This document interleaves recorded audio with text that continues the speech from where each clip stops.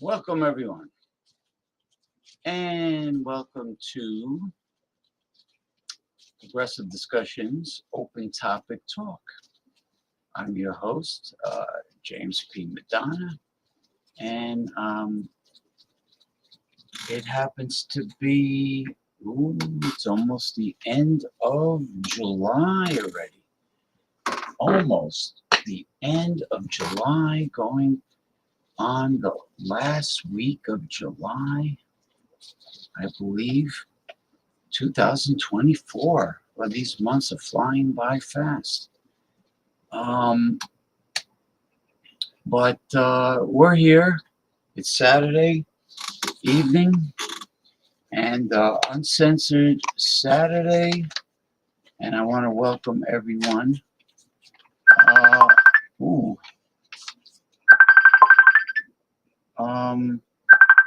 Hold on. Let me check this out. Let's go. Hello. Hey, how are you? I'm good. I just started the live stream show. I'm on what? I just started the live stream show. I'm on live right now. Well, you're not live, but your voice is on. Your voice is on. Yeah. I need something. I need to figure out how to change my background. Yeah, no, you're not on the show yet. So I have to send you the link. Yeah. Yeah. Okay. I have to send you the link later. First, I got to go through my monologue. Okay, you text me, okay? I need Yes. to clean off the Yeah. store. Okay. All right. No problem. All right. Well, I'll talk to you later. That was the Reikki Master and physical clairvoyant medium, Mikki Herzog of mystical Mickey's Mystical Messages, and she is living in Nevada right now, southern Nevada, not too far from Las Vegas, and she's going to be on the show later, which I guess she didn't realize that I do my monologue like the first hour and 15 minutes. So anyway, it'll be exciting having her on and talking about mysticism and how I was introduced to it and how she was introduced to it. But she's a very fascinating woman with a very valuable gift, a very unique gift. Just like Amy Allen of the Dead Files, she can see and communicate with the spirit world. She can see people who have moved on, people who were humans at one time, who were alive and now deceased. She can communicate with those spirits, and she can also see demons, evil spirits. And she does Reiki healing. So that should be fascinating to have her and the dynamic dissenter Damien on the show at the same time. Two special guests. Well, one is my co-host and Damien, and this is the first time that Mikki is going to be on the show. So, where was I? A lot's been going on, like the attempted assassination of Donald Trump. The Republican Party nominee for president for this November's election, former President Donald Trump, is running again, and apparently he is going to be he was nominated, and stranger things have happened in this very bizarre reality that we live in. It's not just society, it's not just the country, it's not just the world. It is something above and beyond the material world, the third dimension, and dynamic Damien. Damien will explain all that to you. Plus, he will do tarot card readings like he normally does. So we're in for a fascinating show. Okay, now I just want to say that Elon Musk has shown his true colors like any other multi-billionaire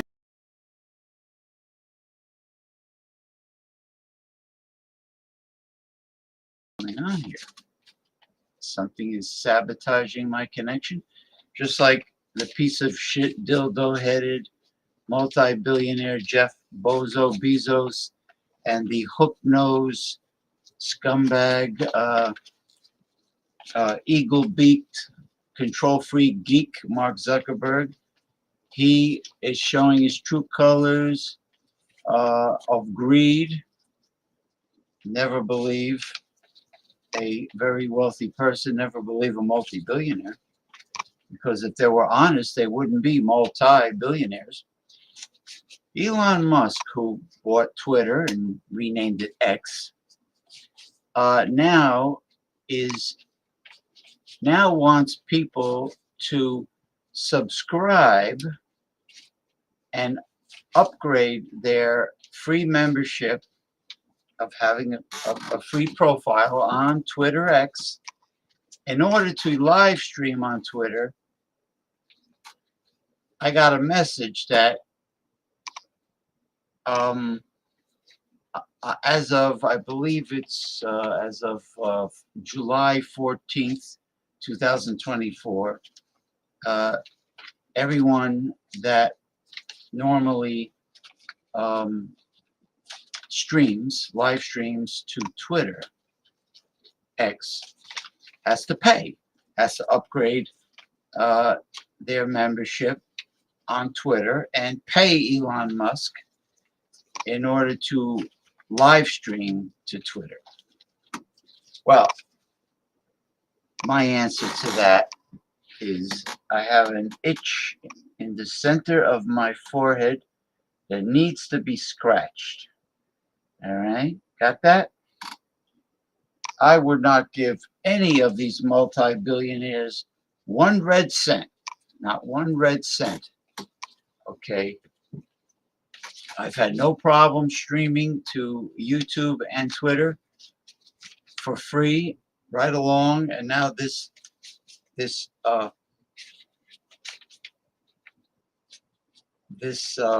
weirdo, which is what he is. They're all narcissists, and the guy who wanted his employees of Twitter, I will call Twitter, I'm not going to call it X, fuck him.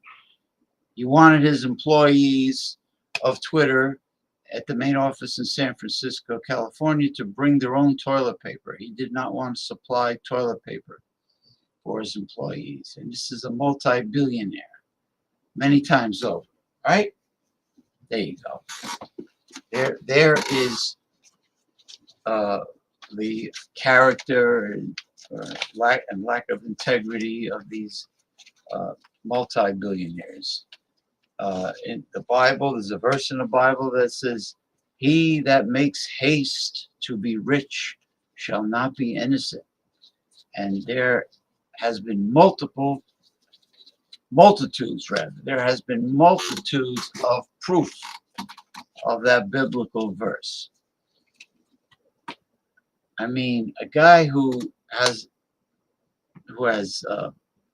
producing Tesla electric vehicles that are completely overrated, and how dare he use the name of a great man? He could not even make a pimple. All these multi-billionaires could not make a pimple on the ass of Nikola Tesla. Nikola Tesla, one of a kind.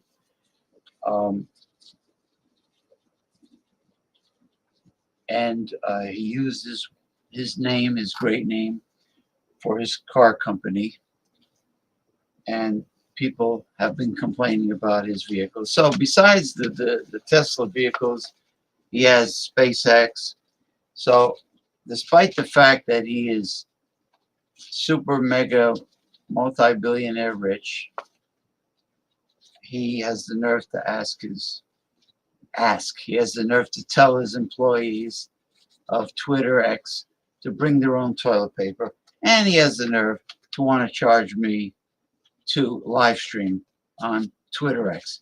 No, I don't think so. So right now I am supposedly, besides live streaming on YouTube, I am live streaming on Facebook, my Facebook profile. So I'm back to the Facebook profile. Okay, the hook-nosed Zuckerberg,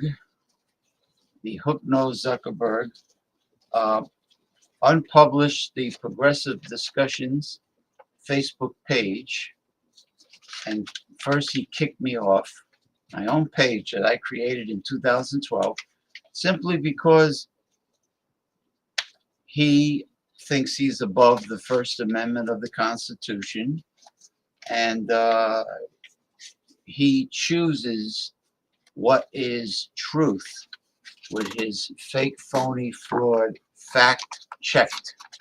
fact-checking is bullshit. Fact checking is whatever truth that people like Mark Zuckerberg and now Elon Musk, what they choose. And, oh, by the way, and TikTok, they terminated the Progressive Discussions page on TikTok, and I had a huge following there.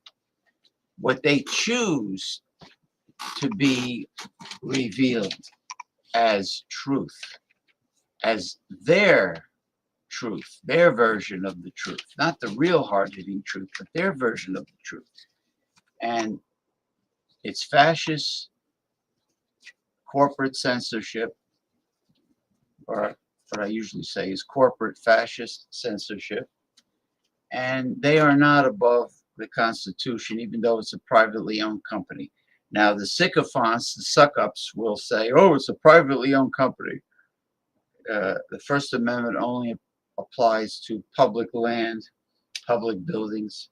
Well, their company, their main office is not offshore. It's not overseas. It's in the United States of America. Therefore, their company is operating in the United States of America. Therefore, they have to obey the law, including the Constitution, just like everyone else who's American, who is residing and doing business in the United States. Okay, so that's the story. The censorship has gotten worse. So all of my political banners and posts are now on the community section of the Progressive Discussions YouTube channel. Our YouTube channel has a section called Community. And that's where all the political banners and information is being posted now, because I have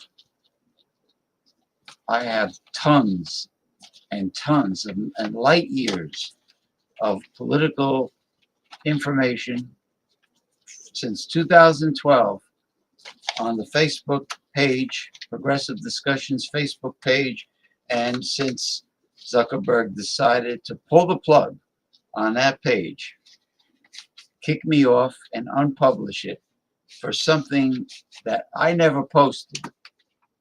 Somebody hacked into the Progressive Discussions Facebook page and posted a comical political banner of Donald Trump in white underwear, and wearing white underwear with his flab hanging out. And I think Vladimir Putin is standing behind him. I didn't post it. I don't recognize the banner. My co-administrator, Mick Von Raven, didn't recognize the banner. He didn't post the banner. So it was a setup. It was a setup by Facebook, because, first of all, the banner was not in any way, shape, or form pornography. They accused it of being pornography, and it wasn't. It was just a fat, flabby Donald Trump wearing white underwear with Vladimir Putin fully dressed behind him, whatever. How could that be a pornography? No, it was a setup. Hook-nosed Zuckerberg set me up because he is a geek, a dork. He never had masculinity in his life. He's a hook-nosed member of the tribe, if you know what I mean, the tribe. Wink, wink, nod, nod. And he was never a real man in his life. And he stole ideas from classmates in college, in school, and he never gave them credit, and he just screwed his way to the top. It's a piece of shit. You know what I mean? So that's it. That's the story. I've updated you. And let me show you something funny That is absolutely hilarious. Let's see. All right. Now,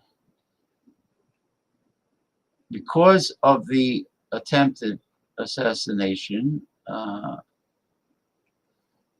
they might very well know who's behind it, but they didn't reveal that information yet. But because of the attempted assassination of former President Donald Trump, all the MAGA lunatics, all of the MAGA imbeciles have worn this in, I guess, out of sympathy, or no, not sympathy, solidarity. Solidarity. Let me show you. Now look at this. They're wearing maxi pads. It looks like maxi pads. Yeah. What the hell's going on here? Yeah, it looks like maxi pads on their ear to see.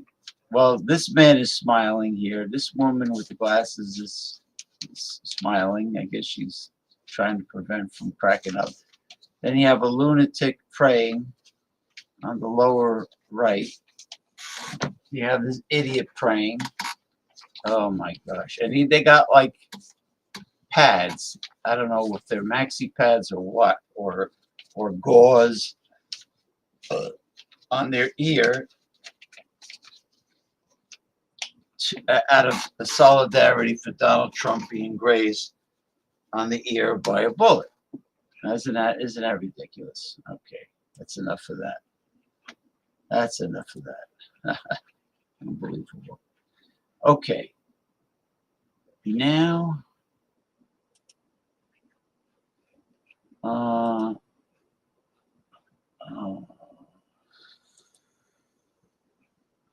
okay. Now we are getting, let's see, what do we want to do here? All right, we'll do this. These are never long videos, so we'll get them out of the way. Yeah.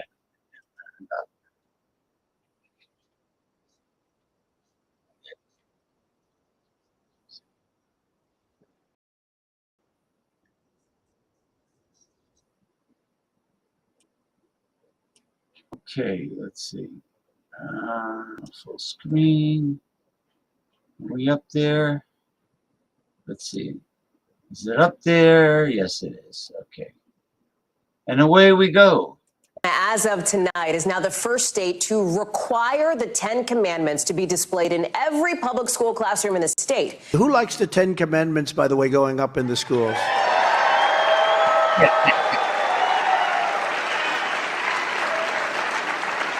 They think it's such a bad thing. I said, has anyone read the "Thou shalt not steal, thou shalt"?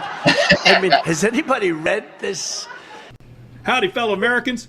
This is T-Pain USA, and welcome to another episode of the Really American T-Cast.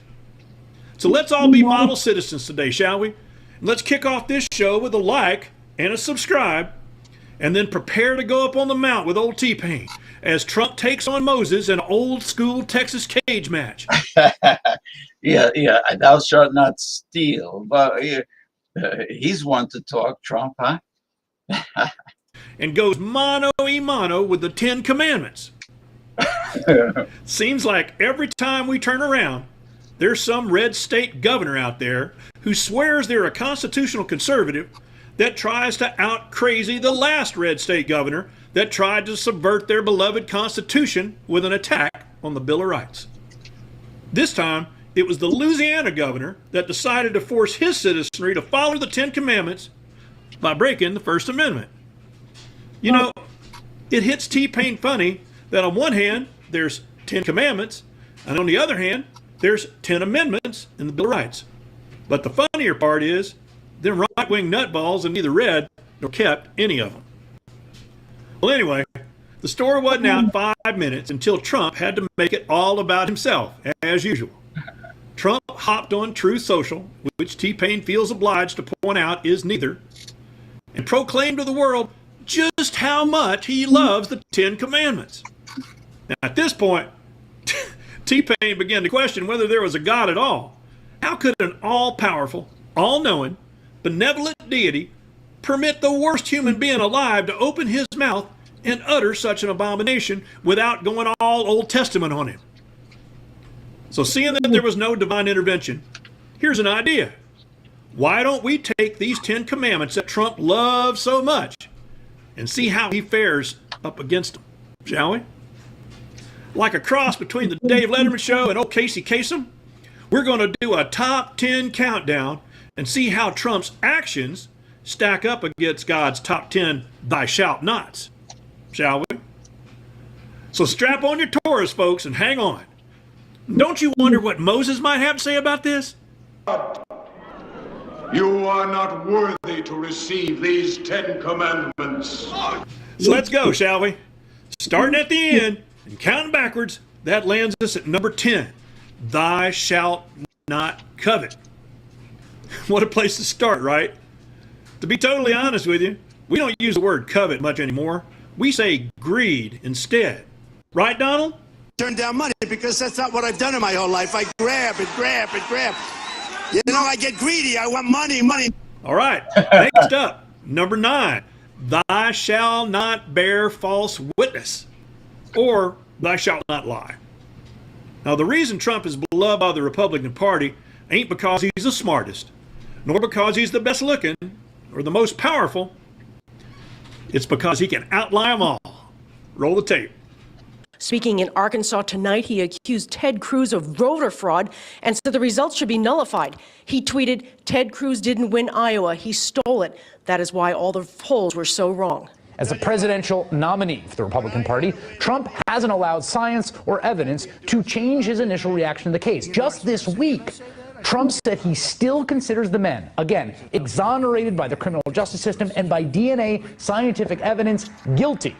The president's line got worse and worse the longer he was president. Now we're looking at number 8. Thou shalt not steal. Now, Donald might slip by on this one, provided you don't include stealing from charities and the American taxpayer and, well, elections in general. All right, President Trump has agreed to shut down his charity called the Trump Foundation. New York Attorney General Barbara Underwood is suing the charity, President Trump and his 3 oldest children. She detailed The Trump Foundation? Yeah, I bet it's a phony charity. All the money's going to him. All the donors going to his campaign. tells what she calls, quote, a shocking pattern of illegality. The Washington Post found the president took money for charity and then used it to pay legal bills instead and to buy artwork for one of his clubs. The former president's real estate company was convicted on 17 counts. New York City prosecutors saying the family business ran a culture of fraud and deception. The Trump organization doling out luxury perks to executives like fancy cars and apartments, and none of which they paid taxes on. Look, all I want to do is this. I just want to find 11,780 votes. Shoot, we're only at number 8, and Donald's already violated the 3-strike rule, a veritable hat trick of biblical transgressions. So don't stop now, Donald. You're on a holy roll. So this brings us to number 7. Thou shalt not commit adultery. Whew. All T-Pain can say is, holy crap, roll the tape. Report tonight alleging that Donald Trump had an extramarital affair with a Playboy model. First Lady Melania Trump drove to Air Force One separately from the president today. This has been detailing her first meeting with former President Trump, the sexual encounter she says they had, including revealing testimony about the days and years after that alleged sexual encounter as well. Watch what boiled eggs do to your body. Have you ever noticed how you could easily Bet you didn't know MAGA stands for Make Adultery Great Again, did you? All righty. Number 6, thou shalt not kill. Now, for just a minute, overlook the fact that millions of Americans died due to Trump's reckless COVID policies. And forget the foreign agents that have disappeared due to his theft and dissemination of state secrets. Trump ain't really gone out on Fifth Avenue and shot anyone. yet. But he's got his team of lawyers all the way up to the Supreme Court arguing that it's his right to do so. Check it out. Donald Trump's legal team told the Supreme Court today that a president killing their rival might be an official action protected by immunity. The bad news? Trump's all for killing. But the good news? He wants to make it legal. Well, all righty. We're halfway through at number 5. Honor thy father and mother. Now, Trump is a great respecter of fathers and mothers, except when it comes to Gold Star fathers and mothers. Remember all this? Has been under fire for his critical comments about the Muslim parents of an American soldier who was killed during the Iraq War. Now, just like Trump's campaign, we're headed straight to the bottom. Checking in at number 4 is remember the Sabbath to keep it holy. Now, do you notice how important the 10 Commandments are to Trump? But he never seems to find the time to go to church, unless you consider our sacred mother of the back nine. Well, to be totally honest, there was this one time Trump went to church, but it was just for a photo op. But there's another point that deals with the Sabbath, and also ties back to the previous honor thy father and mother commandment. And that's how Trump observes some of the great Sabbaths of the year, Mother and Father's Day. Remember this one from last Mother's Day? Happy Mother's Day to all. In particular, the mothers, wives, and lovers of the radical left fascist, Marxists, and communists who are doing everything in their power to destroy and obliterate our once great country. Touching, ain't it? Now, folks, if you like anything that T-Pain's doing in these videos, just take a moment and go over to Amazon.com and check out T-Pain USA and books. And you'll find out that T-Pain's got 2 political bestsellers he's offering. Check them out. All right, good news. We're at number 3. Thou shalt not take the name of the Lord in vain. Check this out. I never have liked you, and you never have liked me, but you're going to support me because you're a rich guy. And if you don't support me, you're going to be so goddamn poor, you're not going to believe it. Now we come to the big 2, as T-Pain calls them. And these 2 commandments got the children of Israel in trouble more times than they could count. Thou shalt not make no graven images. Now it turns out MAGA didn't fashion a golden calf like the children of Israel. So what image did they wrought of their plump Messiah who's famous for pooping on gold toilets? Behold, the golden ass.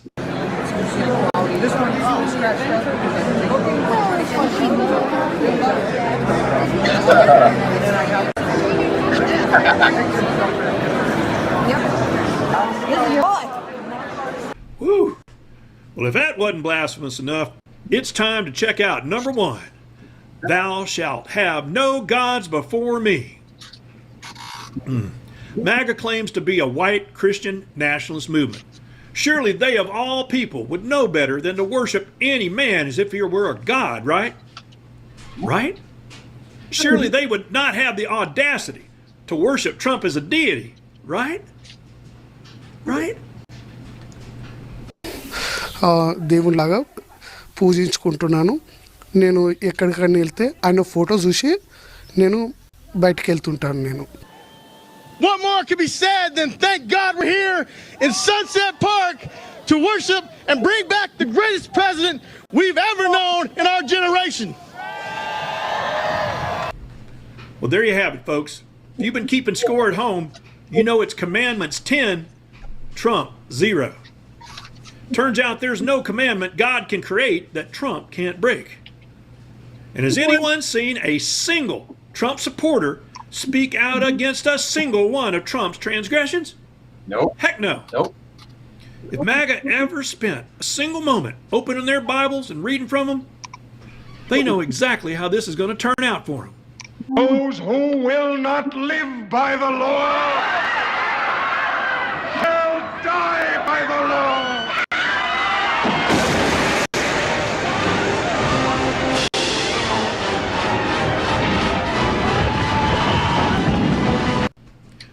T-Pain out.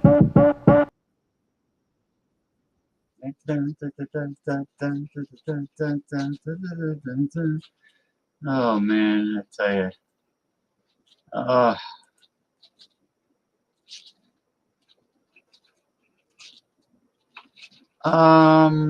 That was good. That was good. Hold on for a second. Good morning, Masumi from Chiba Prefecture in Japan. Good morning. I hope your Sunday morning is going well. It is. She's 13 hours ahead of us, so it's Sunday. I believe perhaps 9:35 a.m. Sunday. So good morning to you, Masumi from southeastern Japan. Thank you for stopping by. And we have an old friend here. I haven't seen or communicated with him in a long time, Mr. Bart Robinson from southwestern New Jersey. How are you this weekend, Bart Robinson? Yeah, I'm doing okay. Well, my phone died. I had to get a new phone. I think they have a built-in obsolescence with these phones, just like everything else. The phone was 4 to 5 years old, and I heard that every time a phone updates, as time goes by, it gets slower and slower until finally it goes kaput. So I had to do what I had to do. But I'm very happy with my new phone. Gotta love science, gotta love technology. Well, thank you, Bart Robinson. I hope you are well. And I hope things are going well at the gymnasium with your workouts. Okay, that was good. Bart Robinson and Masumi. Let me see, what is this? How long is it?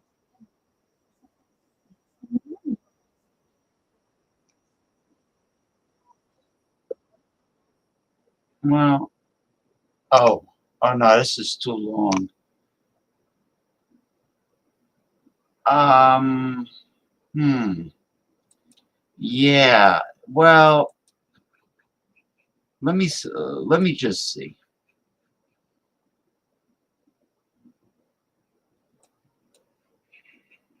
I want to see which is long.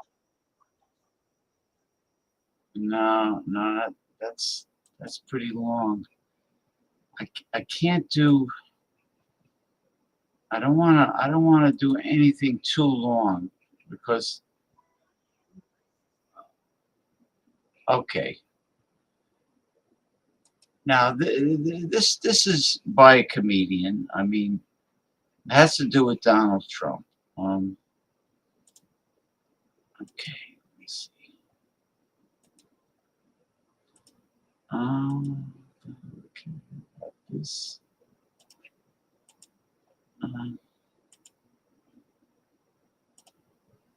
No, that's not it.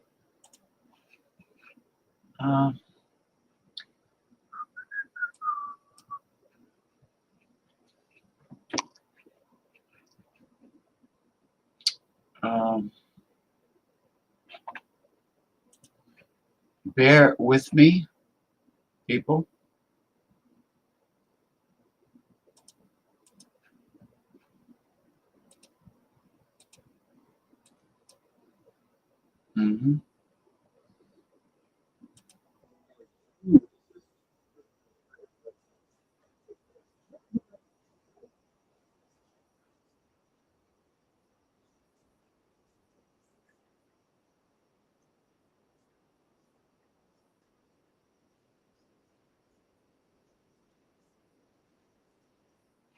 Wait a minute, something's going on. Something is going on here that I don't like. Why is this screen going black? Let me try this again.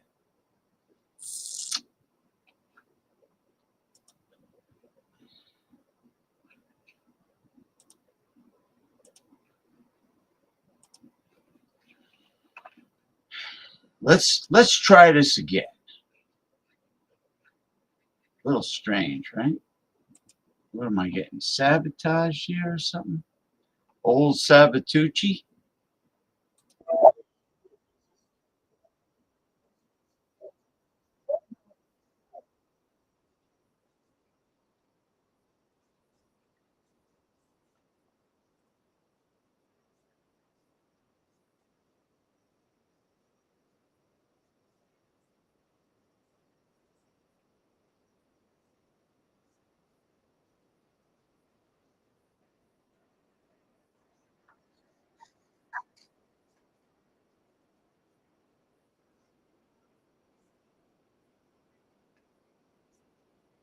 Nah, this is something's wrong. I don't know. I don't know why it's going black on me. Sabotage.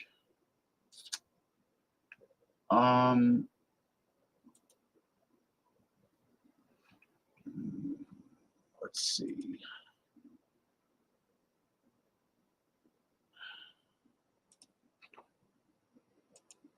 This is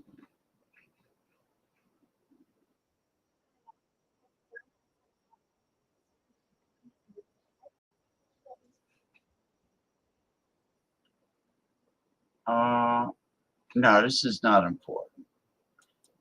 I was going to play the mapping of the Trump shooting, but it's not important because, you know, well, let's watch it. Let's watch some of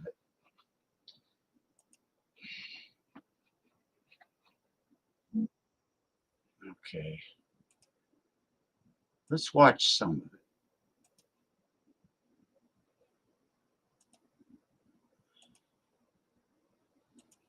Now, if it goes black on me again, then we know something is not right. Shit.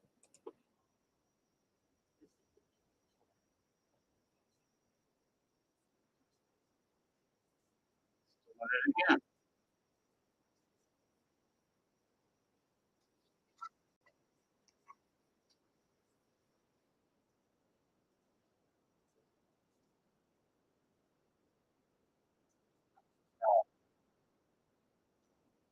It's doing it again. I think I'm being sabotaged here on this show. Huh. All of a sudden,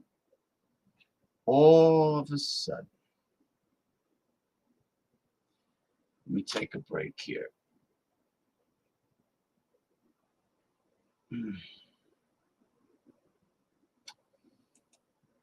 All right, Bart Robinson. On my way out for a cold beverage. You're very welcome, Asumi. Very welcome. All good here. Nothing new or exciting. Greetings. Asumi, greetings. Thank you for greetings me, Bart Robinson. Okay. What we got here? Hello from Texas. First time here. The stream showed on my feed. Is your feed on YouTube or is it on Facebook? Because I normally stream to YouTube and Twitter X, but now Elon Musk wants me to pay a fee and upgrade my membership and give him money in order to live stream on Twitter. And I'm not going to give any of these multi-billionaires 1 red cent. Screw that. Now he wants to charge me? Yeah, just tell me where your feed's located, Texas Storm Chaser. YouTube. Okay. All right. This is weird. Honestly, I mean, that all of a sudden the videos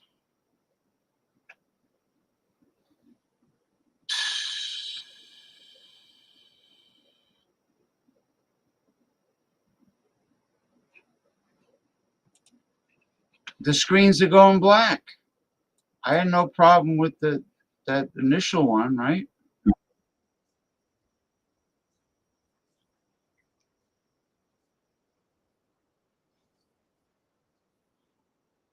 All right, let's try this again.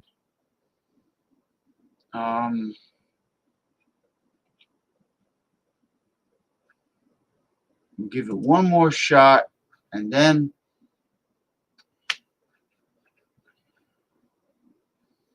I'm going to bring on my first guest. This really pisses me off. There's no logical reason why this should be happening.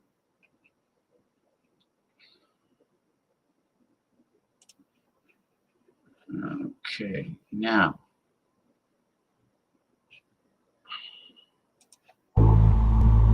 It's the 13th of July in Butler, Pennsylvania. Former U.S. President Donald Trump speaks at a rally.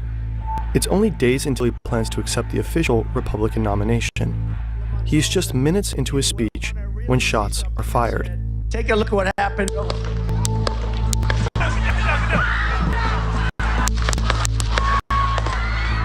Trump got hit, but survived.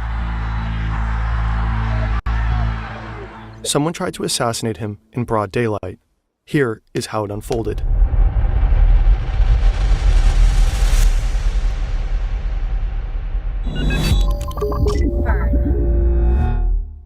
By the time this video is published, new details might have emerged.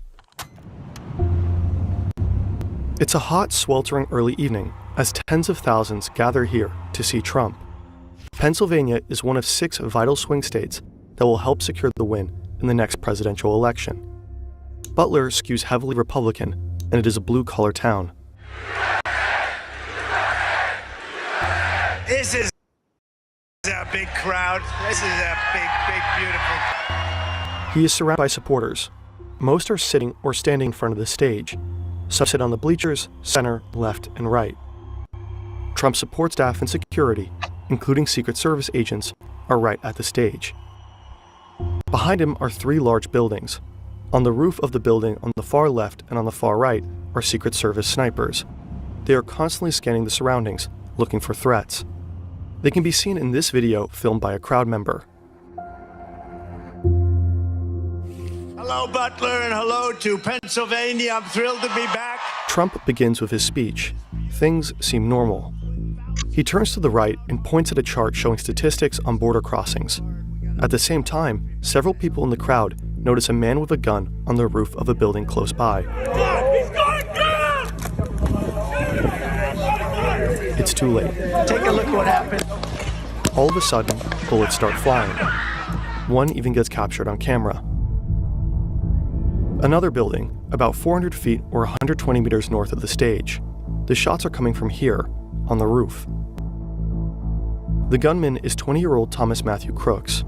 He is armed with an AR-15 semi-automatic rifle. The gun was legally purchased by his father. First, he apparently fires a round of 3 shots. Take a look at what happened. Trump reaches up with his hand. The first bullet pierces the upper part of his right ear. He will later say that turning over to the right at that exact moment prevented the bullet from hitting him right in the head. He ducks down behind the podium, and within 3 to 4 seconds after the first shot, Secret Service agents swarm the former president and shield him with their bodies. Crooks opens fire again, immediately, with 5 more shots. Right before the first shot by Crooks, one of the snipers on the left roof behind Trump seems to detect the gunman and prepares to return fire. Take a look at what happened. Some outlets report that these snipers killed Crooks, while the Secret Service confirmed its personnel neutralized the shooter. We could not corroborate that it was in fact these specific agents. The gunman also hit spectators on the bleachers. 1 man died, 50-year-old Corey Comprador. 2 others were critically injured. With Trump's microphone still on, we can hear the tense exchanges among the agents.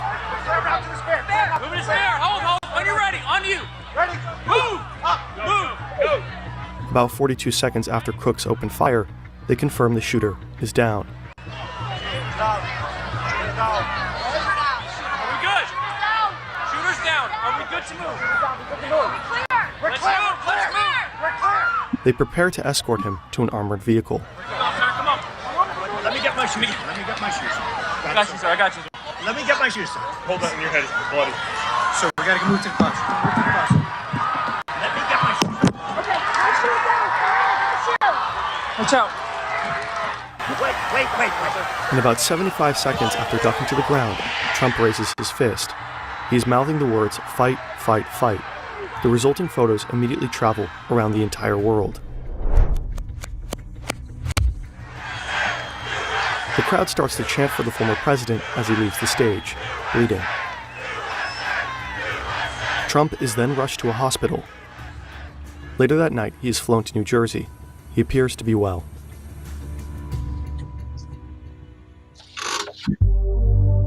There are a lot of questions we don't have an answer to right now. Why were the forces unable to prevent the attack? Analysis on X suggests that at least the snipers on the roof behind Trump were likely scouting for dangers further away, with this rooftop possibly falling into the responsibility of other law enforcement agents. We were unable to corroborate that. Why couldn't armed men climb up on this building? What was Crooks' motive? The gunman had no criminal history in Pennsylvania's public court records.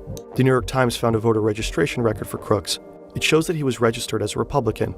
They also found that he donated $15 to a liberal voter turnout group through a Democratic donation platform in 2021. He was a kitchen worker and had a membership at a local shooting club. The FBI found suspicious devices in both his car and home. They are being evaluated by the agency at the time of this recording. The investigation is ongoing, and new information is being published by the minute. President Biden and various leaders around the world condemned the attack and political violence at large. The picture of Trump, bloodied but defiant, with a raised fist in front of the American flag, will surely become a powerful symbol in his re-election campaign.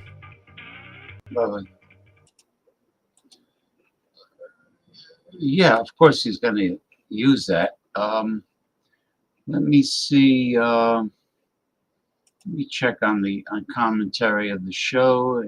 No, okay. It's an unfortunate situation. It's kind of weird. The kid is a registered Republican, and he donates to a liberal cause. That doesn't make any sense. But then again, our society is very mentally disturbed, mentally imbalanced. So a lot of things don't make sense in many ways, in many aspects of life, including could be anything, politics, human psychology in general, even dating.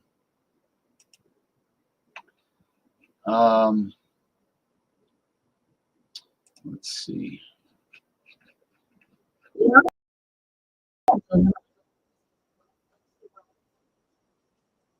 Oh, that's stupid.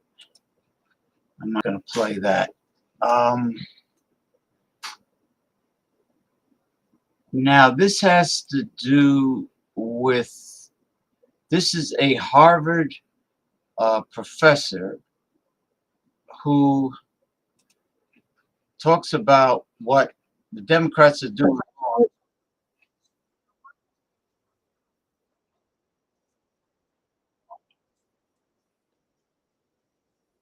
Yeah, he's a professor that explains how the Democrats are, instead of doing the right thing and helping Joe Biden in his campaign, his own party is bashing Joe Biden, and they're going overboard with this. I don't think we'll be able to play all of it. Let's see, because some of these they're great videos. They're very informative, but they're long. This one's 19 minutes, but Sir Alan Lichtman, and for all the Midas Mighty out there, you know that I am a data geek. I don't like bogus narratives unless it is backed by data, in which case it would be a true narrative. Let me just give you Professor Lichtman's background before we get into it. I know you've seen Professor Lichtman on a lot of shows lately. He's got a PhD from Harvard University, specializing in modern American history and quantitative methods. He became an assistant professor of history at American University in 1973 and a distinguished professor in 2011. In addition to publishing 13 books and several hundred popular and scholarly articles, he's been an expert witness in some 100 civil cases and voting rights cases. And Professor Lichtman's prediction system, the keys to the White House, has correctly predicted the outcomes of all U.S. presidential elections since 1984. Professor Lichtman, thanks for joining us. My great pleasure. Thanks for that very kind introduction. I want to get right into the breaking news. Jen O'Malley Dillon, the Biden campaign chair, says President Biden is absolutely staying in the race. Quote, he's more committed than ever to beating Donald Trump. I want to get your response, Professor. I'm glad that they're saying that. I'm not sure if it means that he is necessarily not going to be pushed out by the feckless Democrats. He's really got to say that. You know, I have to say, I'm 77. I've been following politics for 65 years. I've studied it since the founding, and I have never seen such a spineless political party as the Democrats committing self-destruction right out in the open at the first sign of adversity, trashing their sitting president, the nominee not of Adam Schiff and Jamie Raskin or any member of Congress or James Carville of the New York Times editorial board, but the voters.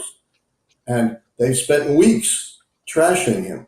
And lo and behold, his poll ratings have slipped. Talk about a self-defeating prophecy. We're going to push down his poll numbers, and then we're going to say, see, he can't win because his poll numbers are down, so we're going to push him out. It's an astoundingly spineless exhibition by the Democrats. I've summarized American politics in one sentence. Republicans have no principles. Democrats have no spine.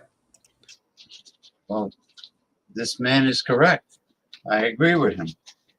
But, you know, in all fairness, I couldn't hear Joe Biden speak. I had to sit close to the television. I mean, I could barely hear him during the debate against Donald Trump, with Donald Trump. You know, I don't know, it's almost as if his microphone volume was tampered with or hindered or sabotaged by the media. And of course, who were the moderators? Dana Bash and Jake Tapper. They didn't moderate. The CNN corporate stooges. They didn't do their job. You know, with all the lies that Donald Trump was spewing. And I mean, they did a horrible job of moderating that debate. And now I'm glad that I don't watch mainstream media anymore. I used to watch CNN all the time, but ever since they threw Chris Cuomo under the bus for justifiably helping his brother, Andrew Cuomo, former governor of New York State, you know, ever since then, I stopped watching it. I don't watch any of it, any of the mainstream media, because they're in bed with the oligarch, because they're paid by the oligarch and they're owned by the oligarch. Well, let's continue and see what this good professor is saying. Professor, you talk about the polls. You're quoted as saying, it terrifies me that we have democracy by the polls. That is the worst way to run our democracy. You've been a strong critic of the polls and you've been shown to be right over and over again that the polls are wrong. How dangerous is democracy by polling? It could not be more dangerous. You know, the polls are snapshots. They are abused as predictors. And as snapshots, they shift all the time, and sometimes massively. In 1988, George H.W. Bush was 17 points down to Mike Dukakis in the late spring. You know, the pollsters and the pundits all wrote him off. I wrote at that very time that he's a shoo-in to win based on my keys to the White House. Of course, he's running on the record of the Reagan administration. He won by nearly 8 points, a 25-point shift. After Obama's disastrous debate with Mitt Romney, he went from 8 points up in the polls to 4 points down. And again, a lot of the pundits were writing him off, and he won very handily. If you believe the polls, Donald Trump should have withdrawn in 2016. And of course, he won. Worse than that, the pollsters deceive you. They claim the error margin is plus and minus 3%. But that's pure statistical error from sampling. That's the error you would get if you had a huge jar of green and red balls and you took a sample to estimate the percentage of green and red balls in the jar. But human beings are not green and red balls. Most people don't respond to the pollsters, so they get a skewed sample. People may lie. They may not have focused on the election, and they may change their mind. Moreover, no one's voted yet, so they have to guess at who the likely voters are. This introduces a whole range of error above and beyond the plus and minus 3%, making the polls useless in any close election. Plus, that additional error is not random, it's unidirectional. In 2016, the polls underestimated Republican voting strength. So like generals fighting the last war, they corrected for that. And what have we learned from the midterms, the off-year elections in 2023, the special elections in 2024? The polls now substantially underestimate Democratic voting strength. Look at the most prominent special election for the seat in New York in Congress, previously held by the disgraced George Santos. A poll taken right at the eve of the election had it as a dead heat. Democrat up by 1 point. The Democrat won by 8 points, outperforming the polls by 7 points. I hope I've given you enough reasons for you to reject firmly the notion that we should govern according to polls. Well, look, your keys and indicators were accurate, unfortunately, when it came to Donald Trump, right? I mean, I saw your interviews back then. You were on Fox and, you know, you weren't pushing agendas. You were just saying, hey, I'm looking at the polling data and you're looking at this the whole wrong way with your polling data. I'm looking at my keys and I'm looking at these factors. So I think your polling data is trash. And you said in 2016, you were one of the lone voices then. You said that I thought that Trump was going to win. So it's not a matter, I want to be clear to everybody, of you picking Democratic candidates. You're picking based on a set of quantitative, methodical factors versus kind of these skewed polling data. Hey, it's Danielle with 4 Patriots. Congratulations, my friend. You're about to make... Wow. Let me comment on that. As you can imagine, predicting Donald Trump in 2016 did not make me very popular in 90% plus Democratic Washington, D.C., where I teach at American University. But I did get a note which said, "Congrats, Professor, good call," and in big Sharpie letters signed Donald J. Trump. Also remember, my first prediction was in April 1982, in which I predicted the re-election of Ronald Reagan at a time when America was mired then in the worst depression since the Great Depression. His poll numbers were down in the gutter, and the majority of Americans thought he was too old to run again. Again, you can imagine predicting Ronald Reagan did not make me very popular in Washington, D.C. These are predictions, not endorsements, and I've predicted about as many Republican as Democratic wins. And I'll give you the secret to being a successful forecaster. Again, you can't do it by polls. You got to have a model that works. And It's not knowing history, they got no history. It's not knowing politics, so they got no politics. It's not knowing math, or they got no math. It's keeping your own personal political views out of it. And you may think that's easy, but it's not. I trained for years as an historian to learn how to do that. If I simply predicted according to my own political views, I'd be useless as a forecaster. I'd be wrong about half the time. You know, one of the key indicators that you look to is incumbency and the power of incumbency. And then when you look at other factors relating to, is the incumbent president successful in other metrics? Where's the economy right now? When people go into the voting booth, are they going to say, you know what, my 401ks are up? Are there foreign wars being fought? So incumbency, you often emphasize, I think, is one of the more important, if not the most important key. But then, is the incumbent president successful in these other areas? And when you look at the objective data and you take away all of this media spin, whether it's kind of the outright propaganda media that exists right now on the right wing, or this kind of corporate media that both sides it, all of the objective data that we always use to judge presidencies show that President Biden is a successful incumbent president. Is that what your analysis shows?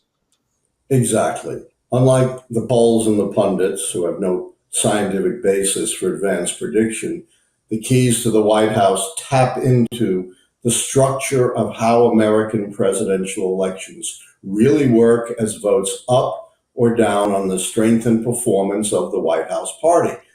Well, I think Joe Biden is long overdue to sign a bunch of new executive orders, which will help his campaign tremendously and might even put him over the top, like forgiving all student loans, stacking the Supreme Court with progressives to counter what Trump and Mitch McConnell did. You know, the way the Supreme Court is right now, it's not balanced at all. And well, you can see that with Roe versus Wade overturned. But yeah, he needs to sign a bunch of executive orders to make a lot happen. I don't know what's taking him so long. I mean, I don't know. I just don't know. It's a mystery. You know, he needs all the help he can get, you know, to counteract his lack of physical vitality. I don't know. He just needs some drastic things to put him over the top to compensate for his physical condition. Mentally, I think he's fine. Physically, you know, like I said, I could barely hear him speak. His volume was very low. It sounded very weak during the debate. And you correctly indicate most of the keys have to do with assessing how well the incumbent administration has performed. And the keys are very robust. In development, I went all the way back to 1860, the horse and buggy days of politics, when we elected Abraham Lincoln. Thus, the keys have survived. Enormous changes in our society, in our economy, in our politics, in our demography. And incumbency is certainly one of my keys. No one key outweighs the other. That's one of the secrets to the keys. If you start weighting your predictors, you've got to weight them on past elections, and those weights unpredictably change. And the keys show how foolish, not just spineless, but foolish the Democrats are in trying to push Biden out, and then who knows what might happen at the convention. Biden ticks off the incumbency key. He ticks off the party contest key. That means of the remaining 11 keys, 6 would have to fall to predict the Democrats' defeat, because that's the threshold for predicting the incumbent party's defeat. So Biden gets pushed out, you have a convention brawl, you lose both of those keys, only 4 more keys would have to fall. But if you don't like the keys, just look at straight history.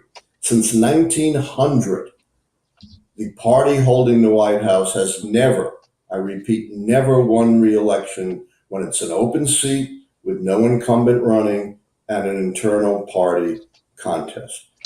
Now, I think it's possible that the pressure could be so great, despite what the White House is saying, that Biden could be forced out by these spineless Democrats.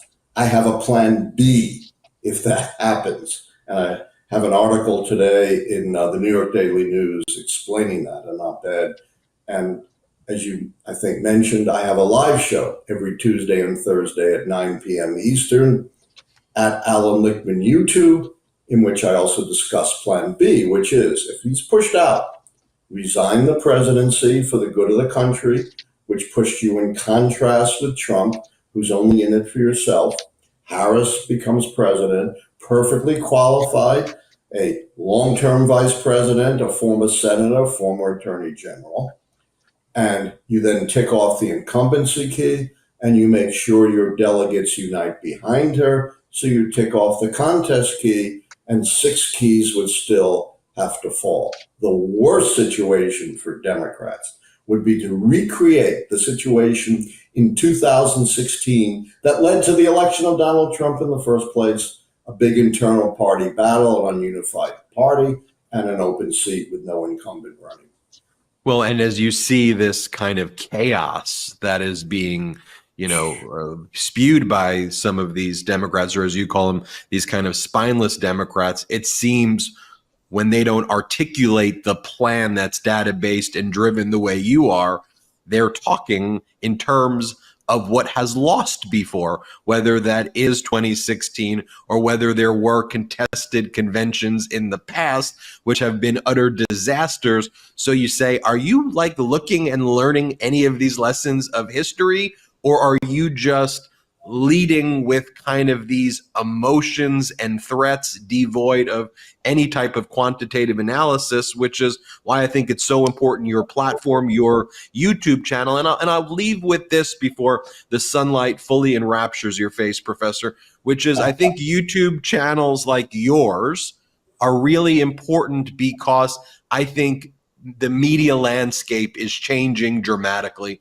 I think this moment has been a major fail of the media. They've let people down in some of the biggest ways by just not reporting the data and by focused on these narratives and fascist tropes. And one of the things that you've said recently is the media has relentlessly pursued the issue of Joe Biden dropping out of the race. If Donald Trump actually wins, the media will be complicit in their own demise because Trump will destroy the free press. How big of a problem do you think it is, the way this corporate media has been dealing with all of this, but frankly, not reporting on the facts of the success of Biden's presidency, not reporting on things like when Donald Trump's been found liable for sexual assault, not describing what it really means to be a convicted felon, and then just running with the polls for year after year after year. I mean, it's been systemic. Yeah, because they're corporate whores. Because the mainstream media, stooges, know who signs their paychecks, and that's it. They have to do their bidding, the bidding of the oligarch. And the oligarch wants a Republican corporate fascist suck up sycophant in there, so they never have to pay any taxes, and they can continue with their greedy agenda and crony capitalism, corruption. I completely agree with you. Folks in the media, they're my buddies. They're smart. I love them. But they're caught up, as you point out, in this awful both-sidism. I thought the role of the media would be the guardian of the truth, not to treat both sides equally, even though, as you say, one side is committed to inveterate dishonesty, to trashing the rule of law, and openly trashing our democracy. You know, the media has done us an enormous disservice, and I can't overstate that. Well, yeah, look at my situation where my pages were the victim of censorship by social media. They are so obsessed today with not offending people. They walk on eggshells because they're so afraid of that they might offend someone. Who gives a fuck?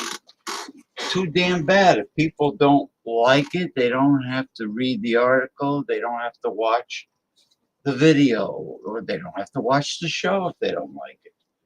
Just change the channel. You know, you're never going to please everyone. There's always going to be people that get offended.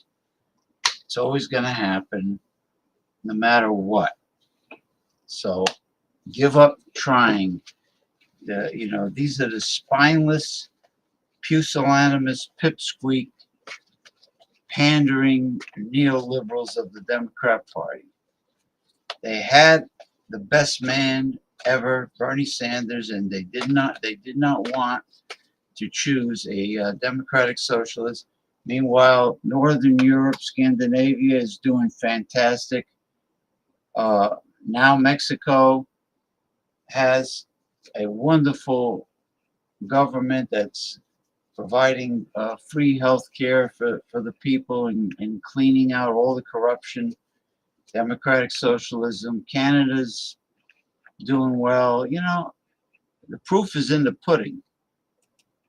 And Donald Trump has made no secret that he is going to govern on the model of his buddy Viktor Orban in Hungary, and J.D. Vance, his vice presidential candidate, is even more enthralled with the Orban model. And that model has two key points. One, you use your power to destroy your political opposition. Two, you use your power to destroy the free press. And so the whole apparatus of government becomes nothing but a cheering section for you, as does the media. Yeah, it's called fascism. That's what it is.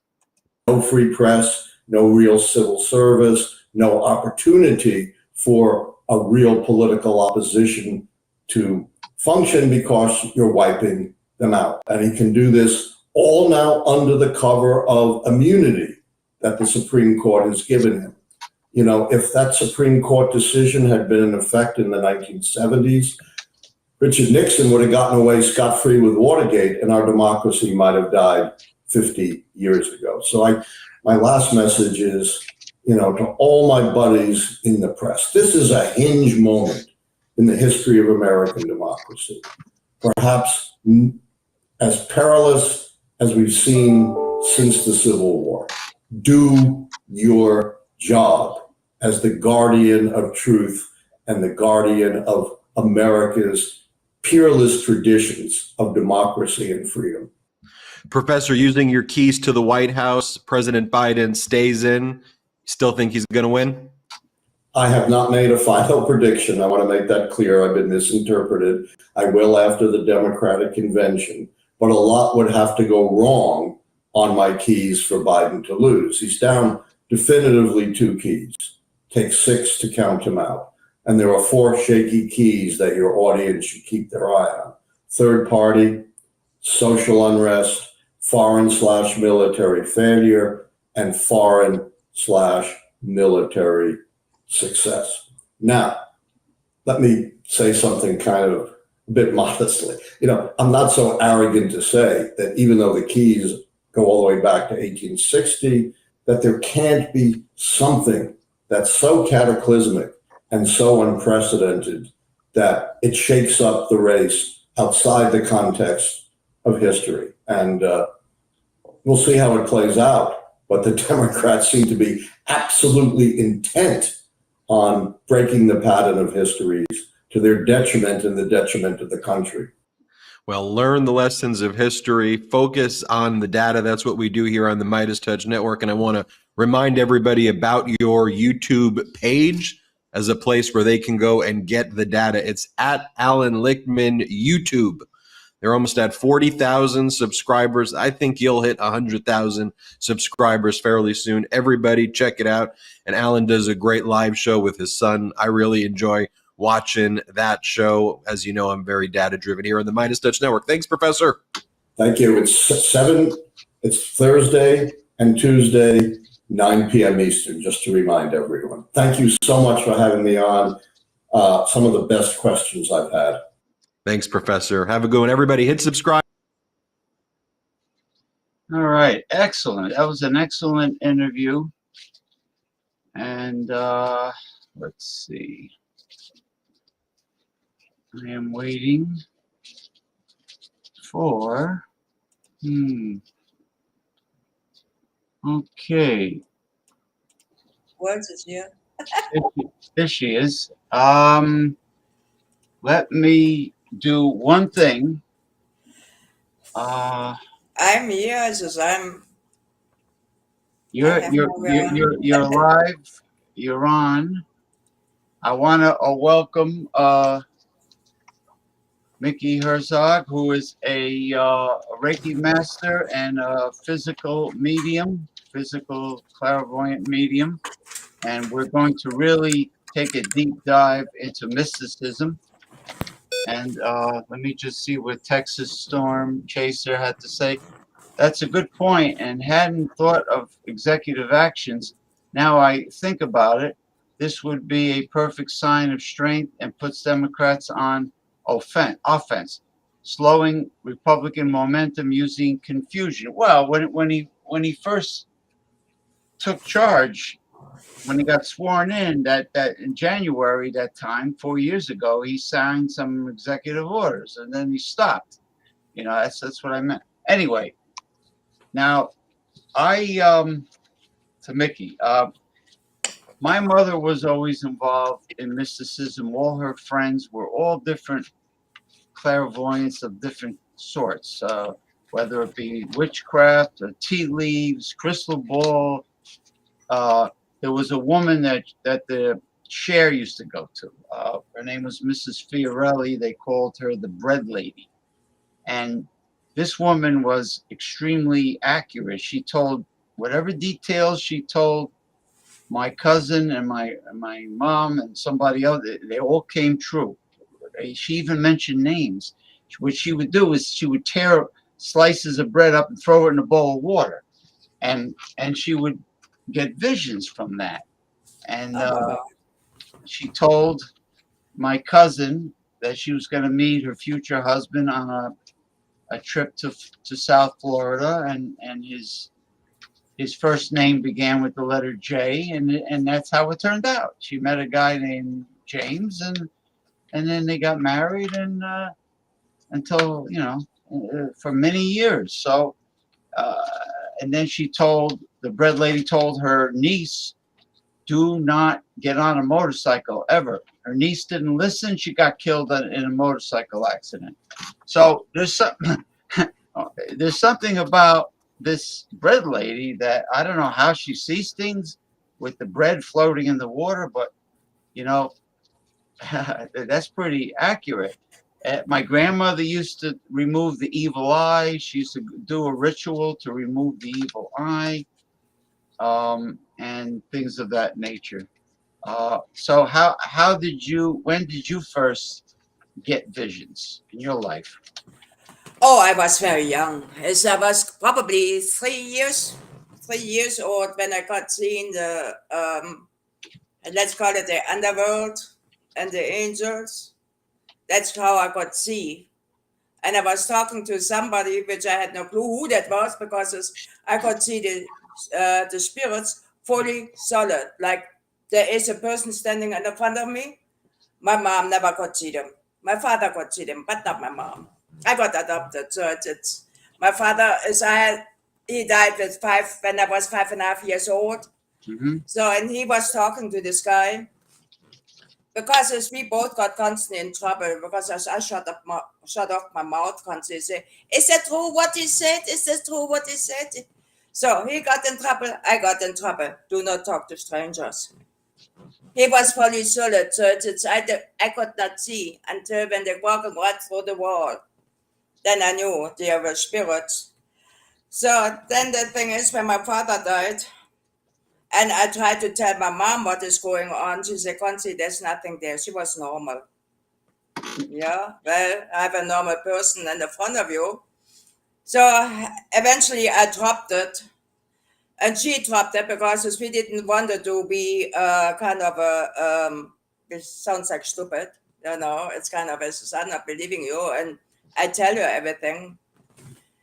So that goes until when I say, okay, nothing there, nothing there, nothing there. So I forgot about nearly everything, literally nearly everything, until when I came back to the States. Then it came back out again. And it wasn't a good thing, because I wasn't grounded, I don't know what to do, and I saw spirits. We got attacked from demons, spirits. I still wasn't in it. And my husband called me constantly and says, I'm stupid. Doesn't help me either. So when we came from overseas to Florida, he got attacked, and I don't know. And I don't know, as my kids say constantly, oh, don't tell mom. And I said, what is going on? And I knew there was something going on in the house, but the kids didn't want to tell me, so it's kind of shut up, you know. So as I went to the natives and say, we have a demon in the house, and they looked at my hand and said, oh, do you see all the stars in the hand? I said, yeah, you're a demon hunter. You can do that. When you saw the spirits, were they translucent, or were they They were fully solid, like you. I see you in a fully solid?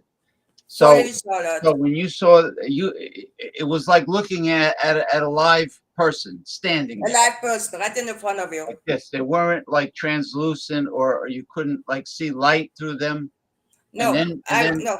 And then when they walked through the wall, they just. Then you know then I knew that's a spirit. Wow, you really had the ability to see them. If you saw them in color and they weren't translucent. Everything, because I was a child at that time, and the thing is always at 4 o'clock or somewhat when my father came home from work. So we went all outside, family walk, and I saw all the spirits, all of them. And I was looking around, and they were fully solid. And how I found it out is because there was such guy who was going not through the door, he went right next to the door, right into the wall. Right through the wall. Wow. And that's how I say, wow, they're spirits, they're dead. Yep. Amazing. Yep. That's incredible. Now today, in this time and age, is because of nothing there. Yes, I'm sometimes frightened. So now I see them on the top half or the bottom half, and nothing there on the top. So I'm getting used to it again. Yeah, because I imagine this day and age, there's a lot of portals open because of all the wickedness and chaos that the world is in, and it's the history too. It's when I'm standing on the place, I can tell you the history flat out because I'm an energy reader. I can tell the history, right? So kind of what happened at the time, what happened this, what happened that. That is for me normal as I'm walking down there. And yes, it's kind of, I know, it is sadness. Then the course is on the top of it. And when you go into the store, you hear everything, you see everything, and then the people are kind of mad, and When well, for those that are watching, Mikki is from Germany.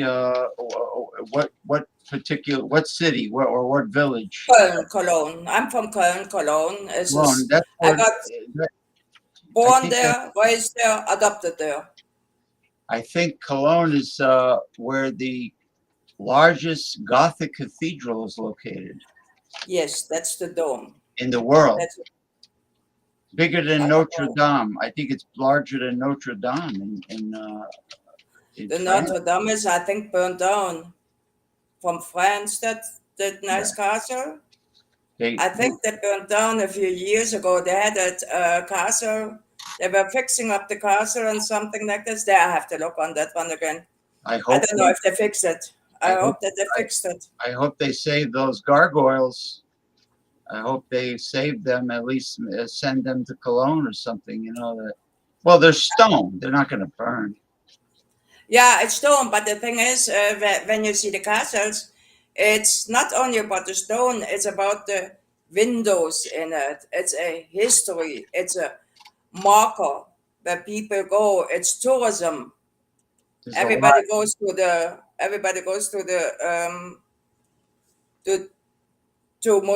to churches, look in it, you know. Yeah, and they love it. Families for generations, they went there. And hey, Jordy. Jordy's from Scotland. Hi, Jordy. How are you, Jordy? And Western Mike is in San Francisco. What's Jordy say? Do you know Nosferatu is being remade? Oh, you mean from the 1914 silent movie? Yeah. They're making a new Nosferatu? I think so, yeah. He was a German actor, I think. The original Nosferatu, I believe. 1914 is when that came out, right? What was his name? Nosferatu was like the first Dracula movie. No, we start that I don't know. It's my mom. She liked to watch the 30s and the 38 movie.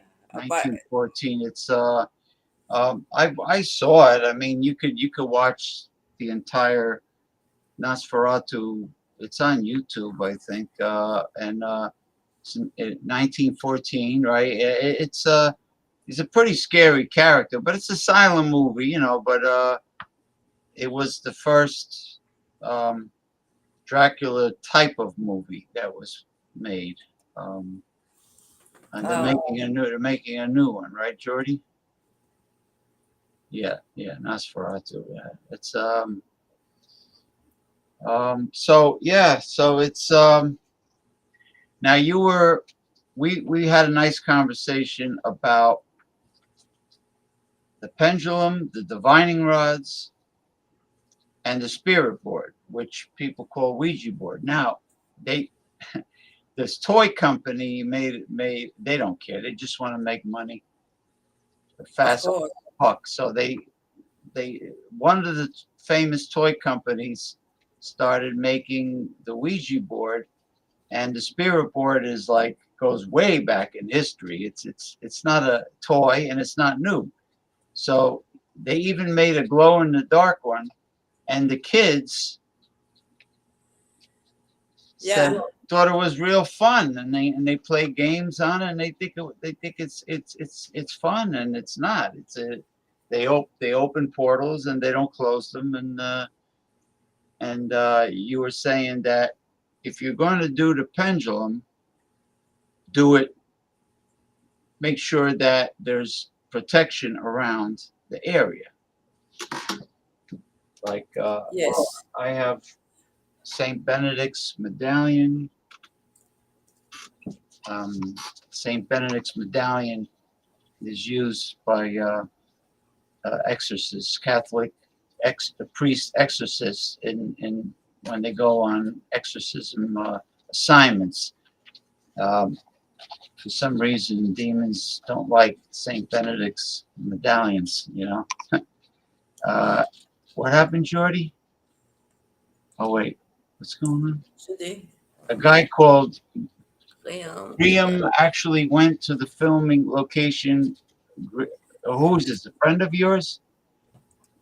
Okay. James, I had a spicy Arab. Oh, now he's talking about food. Arrabbiata in Sergos Italian restaurant in Glasgow. You got Italians in Glasgow, Scotland? Fried tomatoes in the sauce. I thought you just had haggis up there, and blood sausage. Well, I like the difference between the blood sausage in United Kingdom, they call it black pudding. They use, I think, barley, and then in Germany they put the bacon, pork belly, smoked. Jody, I have a question. I'm getting bad weather on your side from the north. Are you getting something like a swirl? You have a storm You have a storm approaching coming on? in Scotland? Are you? She saw a vision of bad weather, I see a swirl coming, so kind of looks like a hurricane comes from the north and goes in. yeah, actually Scotland is not that far from the Arctic Circle. Like it's you. You get loads of different By Norway, cuisines. I think Norway is not far. Oh, they're eating. Yeah, are you having a storm? Is a storm on its way? Because if she sees a vision of a storm. Oh, you're still talking about food, cuisine? Oh, you have multi-ethnic food, is what you're saying. I hear We India. have had the worst summer and a very cold, nasty. Oh wow.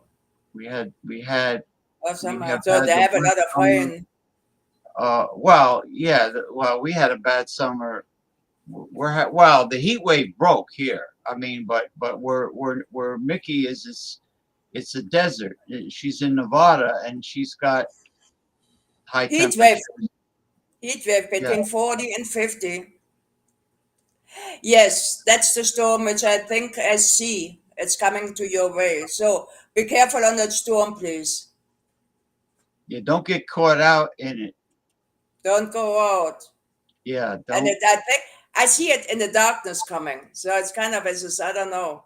Sometimes it's for me black and white. See what I'm saying? It's kind of as I see darkness. I see it in the night coming, but it can be also evening. Oh, yeah, because they get a lot of precipitation in Scotland. We have not seen the sun all year, unfortunately. So you get a lot of overcast days up there. Yeah, well, you really, when you think about it, you're near Scandinavia. You're not far from the Arctic Circle. We forgive you. Yeah, but just be careful. Just be careful. The keyboard is crap. Well, thanks to my sister Lisa, who is like Santa Claus, I got the wireless keyboard and mouse, and I never had one before, and it works perfect. Knock on wood. I have a laptop. And don't even go on the phones. It's widespread serve. Well, I got the new phone, the S24 Galaxy. My other one died, but you know what's funny? You get so addicted to the smartphone that when you don't have it anymore, I was feeling very stressed, very highly stressed, not having a smartphone, and I felt like the old days when I was a kid, and all we had was a rotary phone in the house, and no technology, That's technology, what I miss. but I got so addicted. Now my friend in China, Tian Mei, says that all the younger generation in China, nobody watches TV anymore. They do everything on the phone. They're all like in. I says, yeah, that's how they are here. They got the bad part is if they're walking around, they got the phone in front of their face like this, and you can get hit by a car or a truck. That's an iPhone, right? You got an iPhone? No, this is Android, Samsung. Okay, the thing is, because I think that China, an Asian thing, an Asian country, got rid actually on iPhones because the government was listening to it. iPhones, you can listen to it. Do you think the Chinese government was finagling with TikTok? people Yeah, like can't have anything anymore. because Nothing. they banned me because they don't like my politics, I guess. Well, when I had Apple, well, you have to. You're in the Apple prison. You got to use everything that's compatible with Apple.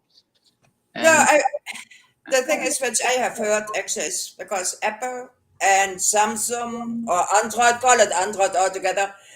The thing is, they all have something from each other. See what I'm saying? Apple has something in the Android, and the Android has an Apple in. They put everything together anyway, so it's kind of Well, I have Linux. I haven't used it in a long time, but I have a Linux operating system that is very different from Windows, and there's no viruses, there's nothing. It's like completely safe, but it's different. You know, you have to use the Linux programs, but everything that somebody pays for, every program that people pay a lot of money for, there's a free alternative that's just as good. Like Adobe Photoshop, you have to buy. But if you use something called GIMP, it's free and it does exactly the same as Adobe Photoshop. You know, like I never heard about that. Yeah, I have it on my computer. And then instead of Microsoft Office, there's Office Libre, and I tried it. It does everything Office does, but free. How much did you pay for it? Nothing. They're all free. Oh, that sounds good. They're all free. I mean, they're all free. Yeah, the GIMP, Office Libre. What else? I got there's really, of course, they don't advertise. There's really no need to spend hundreds of dollars on any software. Instead of Norton Security or antivirus, I have a Panda, spelled like a panda bear, you know, and it does the same thing. It's free. Yeah, that's cool. And it's free, you know. If it's free, it's for me. So anyway, Jody, when you're making the celery soup, we would like to have the recipe. celery soup as well. Celery, make sure you peel the fibers off the skin of the celery. Yeah, take the fibers off. I do that if I'm making I don't know, any kind of a tuna salad, salmon salad, or whatever salad, chicken. I have the Ninja processor, so I put the celery and sometimes raw broccoli, and I chop it. You know, I hit the button, and it's all finely minced, and I use that with the mayonnaise but the celery you got to peel. Celery. You know what's good, Jordy? Try bok choy. That it's in the cabbage family, but it looks like a celery. It's an Asian. It's like a cross between celery and cabbage. Yeah, you know what my grandmother used to do? She used to put cream cheese on the stalk of celery. I have to try that one. As I have heard about good stuff on that one. Green cheese on celery. It's great. It's like when I used to put peanut butter on an apple. Ew. You know. Come on, peanut butter. No. No. The natural one, not the one with the sugar in it. Oh, okay.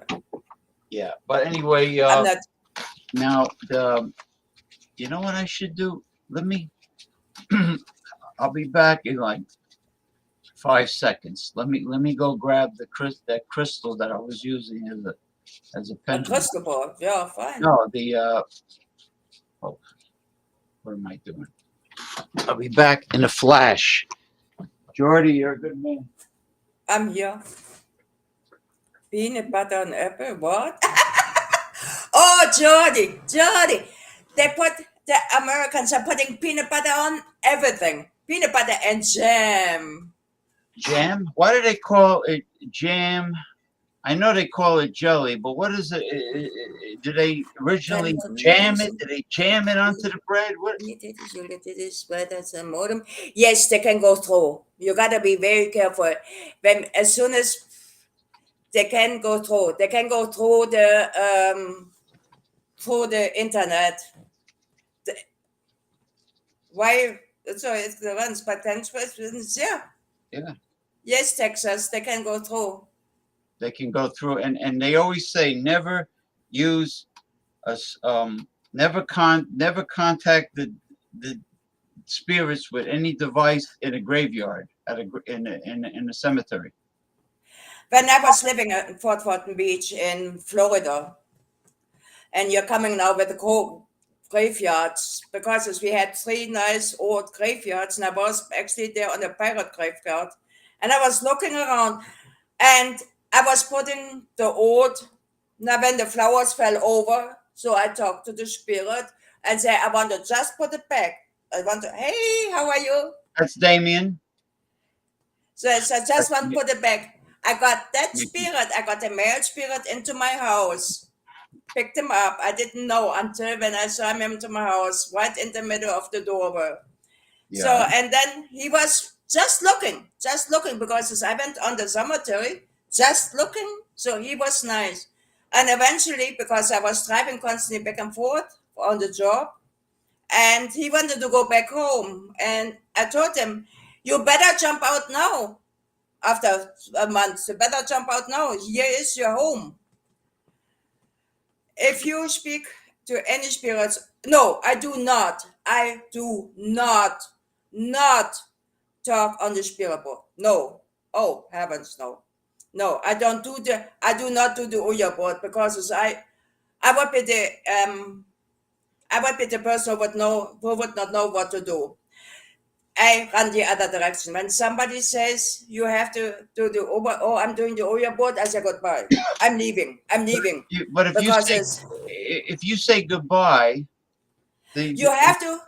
With the Ouija board, you have to put the white candle up there. So that's the thing. Candle, you have to. In other words, if you don't use a white candle, there's no guarantee that saying goodbye is going to close the portal? No, the thing is, no. You set up the Ouija board when you want to have the Ouija board. Now, I explain it. You set up the white candle. Then you have to really make yourself free enough, and ground yourself. And then the thing is, when you touch this Ouija board, as soon as you touch the Ouija board, okay, and you don't do this alone. Have somebody else with you. So the thing is, if you touch the Ouija board and say, hi, my name, you have to tell your name and say hello. Or would you like to talk to me? When the other side says yes, okay, let them talk. But if you want to leave again, you have to say goodbye before you let go of the Ouija board. You have to say goodbye. Before you let go of the planchette. Yes. When your hand is on the planchette, you have to say goodbye. Yes. You have to say goodbye. Because if you do forget about that, they are very, very mad. Because you say hello, you did not say goodbye. And if you're respectful and not acting like a asshole or arrogant or whatever, if you're nice, then they play ball with you more. Yes, they go after you. Yeah, and the thing is that there's nothing you can do anymore. That is it, it's kind of it. That's right. It's you open a portal, it is a portal. So, and if you do not know, it's because I do not know how to close a portal. So you can play with pendulums, portal, but the thing is I do not know how to close a portal. Who came through? That is the problem. Who yes. or what comes through, you mean? Oh, wait yes. a minute. Let me do this. Yes. Hold on. Let me do it. That's why I do not deal with Ouija boards. I would be no. I'm no good on that one. Pendulum Youth, are you very happy that Mikki is here with us? Oh, yes. That's a maybe. Yes. Is it a yes? I think it's a maybe. No, it's going clockwise. Then it's a no. No, well, no, it's been counterclockwise is a no. Because you're looking at it from your end. Yeah, it's going to the right. Oh, okay. Yeah, if it was maybe, it would just be back and forth like that. Oh, yes, okay. So Jody, let Granddad Robert go. Let him go. The reason why is his spirits who are dead shall go home. You don't want to have them lingering around you. But tell him or to leave the door open and tell him you can come anytime back. yeah, don't. In other words, they have to move on. But if they need to come back,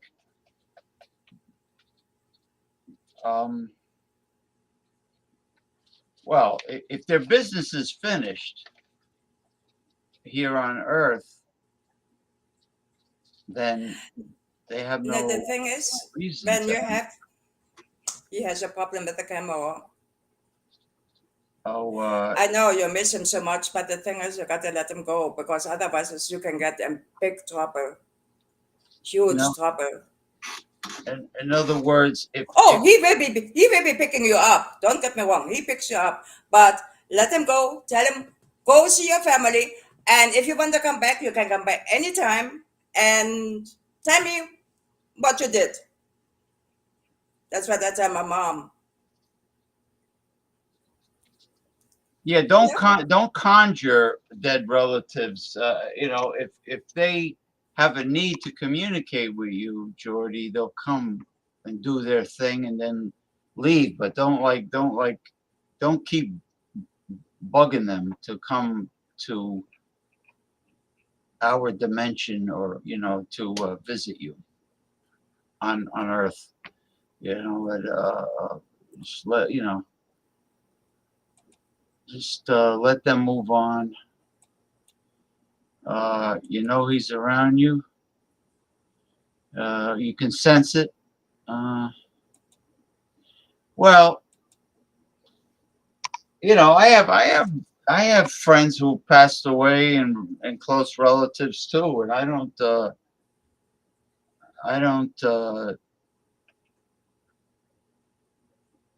don't make an attempt to communicate with them. I mean, I know they're in a better place than this wonderful paradise we live in. No, I don't. I know when he visits, though. All right. Maybe you're sensitive also in some way. So, Mr. Damien, did you have a good night driving today? Well, let's take a step back and really analyze good here for a moment, because it was very inconveniencing because they have Fun Fest going on in Kingsport and everyone is acting like a bunch of idiots. So let's define good here for a moment. You mean What is that supposed to intoxicated mean? idiots? Intoxicated, people just getting in the way, not paying attention to crosswalks, just about put a few up on the hood of the car, the typical fun stuff every year. Somebody cut in front of you earlier today. Yeah, you heard that right. My road rage. I have road rage bad. I'm not afraid to lay on the horn, give the finger, and give a few good pieces of my mind while at it. Well, somebody cut him off. He's in Tennessee, Mickey. Mickey used to live in the Florida Panhandle, and she's in Nevada now. She's in the desert now, which is nice. It's not humid. No, it's nice and dry. It's nice and dry. So now, how far are you from Area 51 by car? 22 miles. Oh, wow. So literally I can see that the mountains, it's kind of I wasn't there yet, but the thing is, they have some abstract clouds over there and testing constantly Mimic the dead person? Yes. Is it Yes, possible that's for a evil demon. spirit to mimic a dead person you attempted communication with? If so, can evil spirits stay with you wherever? I knew that Texas is coming.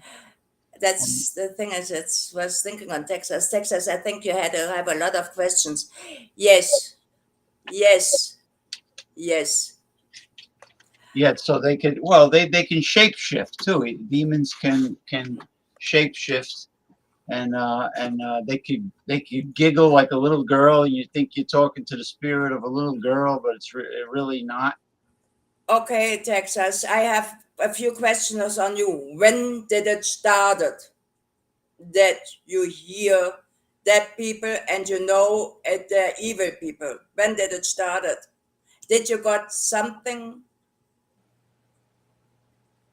Yeah, Texas Storm. Did you have an experience that inspired the question? When did it started, Texas Storm? Yeah, when did it start?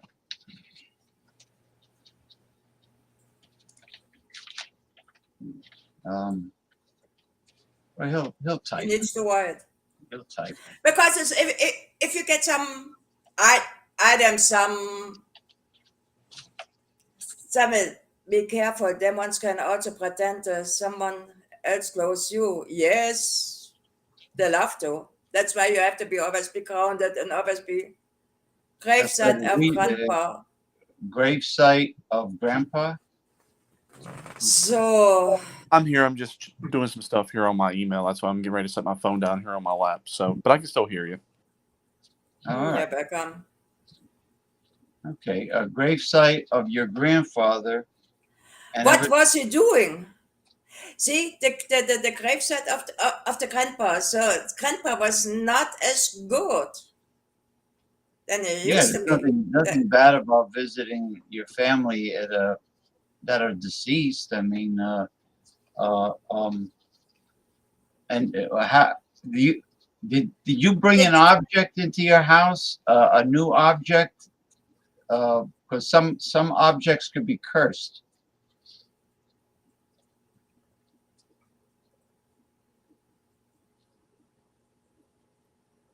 The gravesite of grandpa.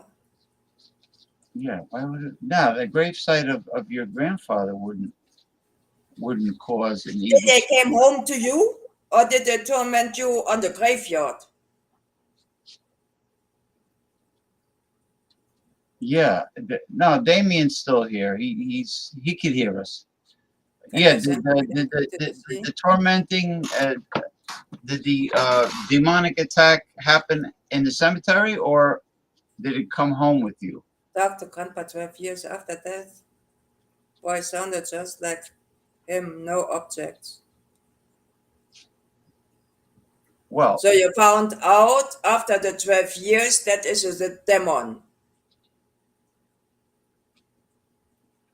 12 years after his Yeah, death. spirits attach themselves to very specific objects. Yes.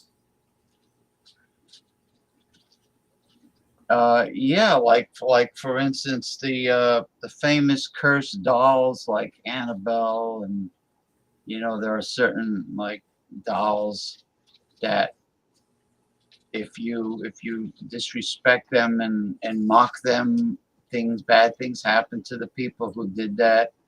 Yeah, they could. Well, it's a human form, and that maybe that's how voodoo dolls work. Was grandpa in dark? How would you say this? In occults. In occults in a dark church. Did he did something? Did he? Was your grandfather, when he was alive, what kind of life did he have? Was he involved in the occult or black magic or anything like that? Cemetery was an amazing experience. Euphoric and overconvincing. Later that night. Oh, you're going in the night to the. That's a big no-no for me too, because we should not dwell on a on the cemetery. It was actually at night, but I'm not into voodoo dolls. So I had my share with a voodoo doll. Now- No, the thing is that I don't know. There's voodoo and there's voodoo. Voodoo can be good. Voodoo can be bad. Yeah, there's hoodoo and voodoo. Voodoo and voodoo. Yeah. Now the bewitching hour, they say, is between what, 2 a.m. and 4 a.m. when the most demonic activity takes place. It's I think it starts at 3 a.m. Yeah, that's what they say. Yeah. Yeah. So No. don't go to the cemetery at that time. You go in the night on the cemeteries. Some spirits do not want humans, don't want alive people actually on the cemetery. It is their place. It's a place for the dead. Some dead that bad. Yeah, that's so. So some death had some people had a bad death. So why am I dead? Why this? Why that? So what is buried on the cemetery? How old is the cemetery? See, it's all kind of he was not involved with spirituality, super rough man. Angry of him, but he had a good side too. Yeah. Why was he angry? Super rough person, angry often. The angry side comes out. So you literally have to put your foot down. You have to count yourself, put your foot down and tell him what it is and chase him out the door. Sorry. You cannot have demons in the house. They feed on you, on your energy. Yeah, they're parasitic on your, and they draw your energy out. So no, it's with demons. With demons, I'm leaving there as I'm going the other direction. But the thing is, Well, if you show fear, isn't that more draining on a human being if they show intimidation towards the evil spirit, and they drain even more, drain your battery? yes, evil spirits that they can do everything with you as soon as they what's your name is Mickey. Mickey, Mikki. What's your name is? Please meet. Nice to meeting you too. From peace and love and happy energy to you. Thank you. So the cemetery and the 1700s. So we have to go back in time. As far as we know, Colonial time. It sounds like there colonial. were Yeah. the murders were built on the one side. You know, I think that was the history constantly, that the murders were built on the one side and on the other side were built who knows who. You have to look into the history of the cemetery. Does she have a no? I Jenna don't think James, Mickey peace has and love to you. I don't think she have a 2 weeks channel. later, and the spirit is clearly with me. No. You okay. We have to learn the grounding, the meditation. Are you doing the meditation, Texas Storm? You have to learn the grounding. If you do not know how to ground, go on YouTube. There is how do you call this? There are a lot of meditation on it. Lots of them. Guided meditation. Go through the guided meditation. Ground yourself. Put in every corner a black stone and a white stone. Go with sage. No, sage doesn't help anymore. Palo Copper. Santo. Copper. Carry always a black stone with you. Or like black obsidian, or no, tourmaline, black tourmaline. Tourmaline, yeah. It doesn't matter. You can do also black obsidian. The tourmaline doesn't need to be recharged constantly. The black obsidian, yes. So take the black obsidian, the tourmaline, whatever speaks to you on black. Yeah. Then you have to use selenite. You have to have a selenite to charge. Selenite, yes, to channel to go both. And then you need black salt, which you can do yourself. Look over internet. It's black salt. is ash with salt. Some people put bacon fat on it, and Salt- holy salt. holy water. So you're doing an exorcism, okay? Yeah. I'm talking you through the exorcism. I must have a gallon of holy water over here because the church is You right. need holy water. You need holy water. You don't need black salt and copal. And when you do this smudging and everything, you have to have the window open. And I don't care if there's a hurricane coming. You open the window. I know they do. Besides sage, they mention. I have it here, but I never. Copal. Palo I Santo. use copal. Me, I have to use copal because as soon as I have something bad, and I go with copal through. Other people go with. What exactly is that? Is that Palo Santo wood? No. What is It's that? for me, it's copal. Okay, sage is a kind of pat on shoulder. Oh, can you go out, please? Can you go out, please? Copal is a baseball bat and go takes him out. But what? There's How do nothing- you spell? How do you spell it? Copal. COPAL. It's a raisin. COPAL. It's a fruit. No, it's a raisin. Raisin. RARAI. Raisin, yeah. Resin. Oh, copal. COPAL. That's interesting. I just learned something new. I don't have that here. And then you go around, and so what do we have now? Let's go back. You need copal the raisin, RAISEN. So then you need holy water. You get that from the Catholic Church, or go to a spiritual store. They have that too. Then they have. Then you need black salt. Yes, I am from Germany, from Köln, Cologne. Then then you need black salt. Then you need in each corner. Oh, that's my cat. See that one? Oh, you got a black. Oh, how cute. Look, The bitch has a black cat. He needs to be there. Does she have yellow eyes? The cat. Huh? That's Sunshine. Does it Here's a have black one. yellow eyes? Black. Does it have Yeah, yellow eyes? Yes. Yeah, look at that. It's got yellow eyes. So he needs to be here. He misses always. Oh yeah. So the thing is that so we have the copal, we have the black salt. You need black salt. You need holy water spray. You put the black salt nice and thick in the house. This holy water, you put holy water in the spray bottle and spray the walls and the corners and the floors. Walls, wall, corner, floors, and open the window. Then I think that's it now. Copal, service. And then you call on Jesus or whoever your God is, or on Michael. If you don't call on Michael the Archangel. I have the candle Archangel. with the prayer up to Saint Michael on there. Yeah, depends. Some people like Jesus. I call on Jesus. Some people don't like Jesus. They have another God. I don't care. What Some happened? The people cat. don't like it. Gods take the angels. The cat is a nice touch to the show. The Oh, cat- thank you. Yeah, the See, cat. you're Yeah, being goody.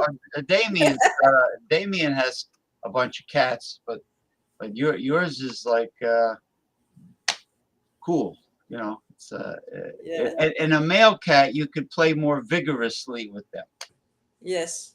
The male cat. Greetings from Glasgow, Scotland. Yes. So the copal, that's interesting. I gotta look it Yes, up. copal.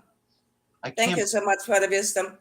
Copal raisin, yes. Holy water sprayed on the holy water on all the walls, on the ceiling and on the floor. And the black salt, also sprinkled it in the corners, on the floor. Then you take later on the broom and sweep it out. Oh, thank you. Then you have the corners. The demons like to hide in the corners, right? Of the then you room. go is you have to go to the corners. You have to get the black stones, the tourmaline and the selenite, and put them in each corner of the house. That may take a while. I just had to get the. I'm here. But here's the thing: is when you do this stuff, I tell you the truth. That is when I do it, it's is when I come in, it's how would you say this? I slap him, I go out. It's an exorcism. And the thing is, with exorcism, you can either die or your house can fall over. This is I have two of them. St. Benedict's medallion. They usually don't come fancy and big like this. They come, but I found it. I found them in a local dollar store, and I bought I just grabbed a half a dozen of them. And the crystals in the store, Texas store, the crystals too. Whatever, you have to go in each corner. Do you have a house? Don't forget your house. You have to go around and do the outside of the house. Don't forget your windows and the parameters. If you have nails, iron nails, put them in each corner of the property. That's what I have heard. The iron nails are good too. They keep them out too. Yeah. Now there is a recipe for black salt, but you have to get the ingredients. Like Mickey said, you have to get the ash. You need ash. Yeah.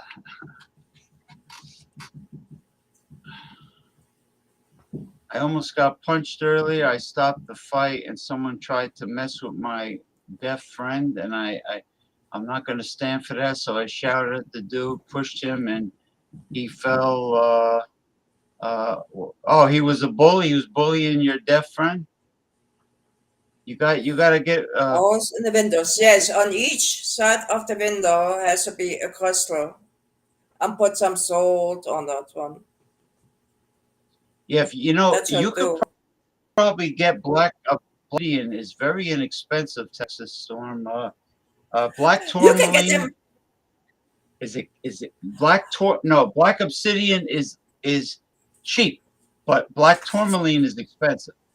But you don't need a lot. Maybe you can get. The thing is, the funny thing is, it's was I laughing? What?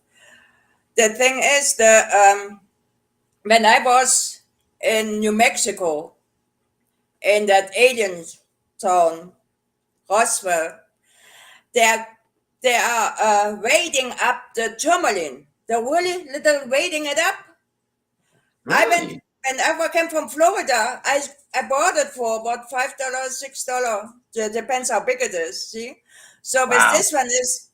Yeah, they're weighting it up. I was so shocked. I said, why are you weighting it up? Oh, it is so expensive. No, it's not. If they're weighting up, go over Etsy and get the stuff. Etsy, yeah. Etsy, you can buy the crystals at Etsy, and you might even find, they have occult stores online. You could get the black salt from these occult stores. I don't know what they call them, metaphysical stores. Yes. I think they call black salt can be purchased by the special stores, where they do the mediumships and everything. They should have it. Otherwise, you can do it yourself. With bacon fat. Ash, burn something. Good. Then you can buy everything. You can buy black salt there too. I get a pound. I buy always a pound. The reason why is I need a lot. When I go, that's pretty good though. How big of a piece did you get from Mexico? I didn't buy it. Oh no. I know my money. They were mining. They were mining the black tourmaline. The black tourmaline. They were mining it for sale, and it is expensive. But black obsidian is cheap. It's volcanic glass. and there's green obsidian. They come in different colors, but the black one is they call it a grounding stone, right, Mickey? It's a good And for so is also grounding the black obsidian. It's also a grounding stone. the chakra. It's good for the root chakra, I think they Yes. call it. Yeah. So you got that Etsy. So you need a I mean, are you doing your prepared? Demon is breathing. Demon is out and about. Damien is focusing on a parallel universe. No, he's doing something. He's allowing Mickey to speak. Damien, I have a question on you. Are you into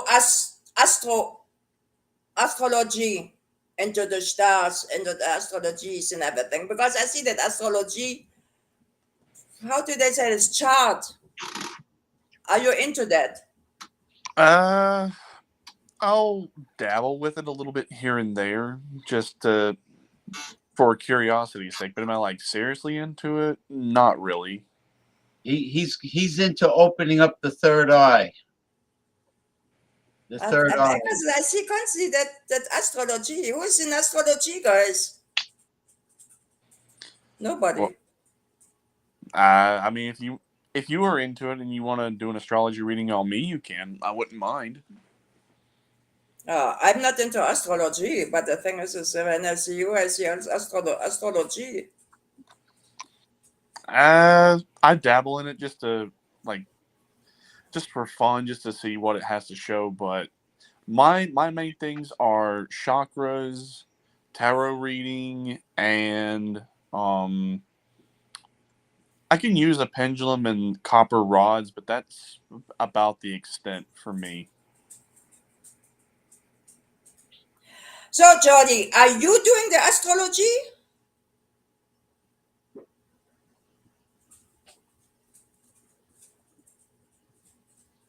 I don't think Jordy does astrology, but I mean, I could be surprised. Yeah, because I see some astrology thing is coming through, and I'm not in astrology. That's how I'm somewhat. I know my mother was deeply into astrology, and I watch. I mean, I have astrologers that go on the page. I just want to show Texas Storm. This is black obsidian.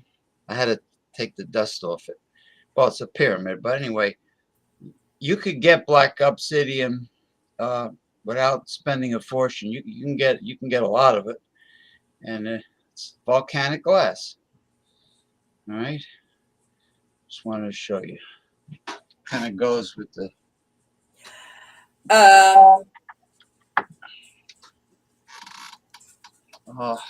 Can we add Jody in?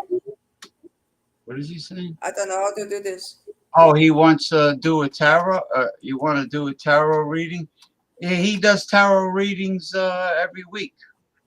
Damien.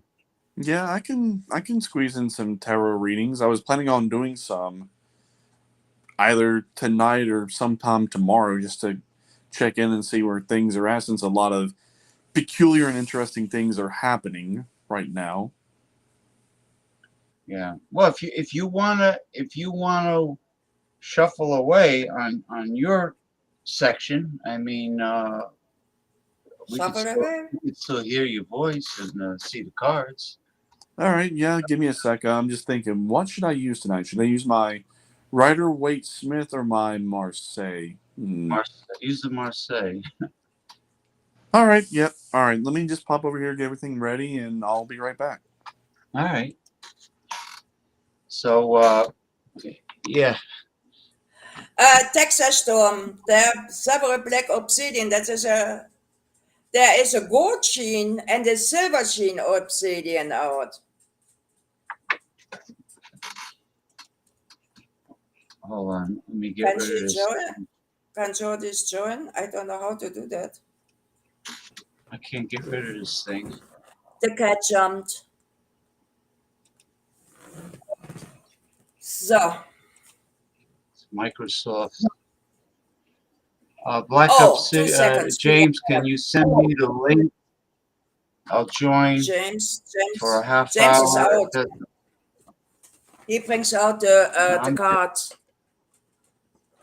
Yeah, he's getting the cards ready. Yeah, I could send it to you. What was I gonna say? About astrology.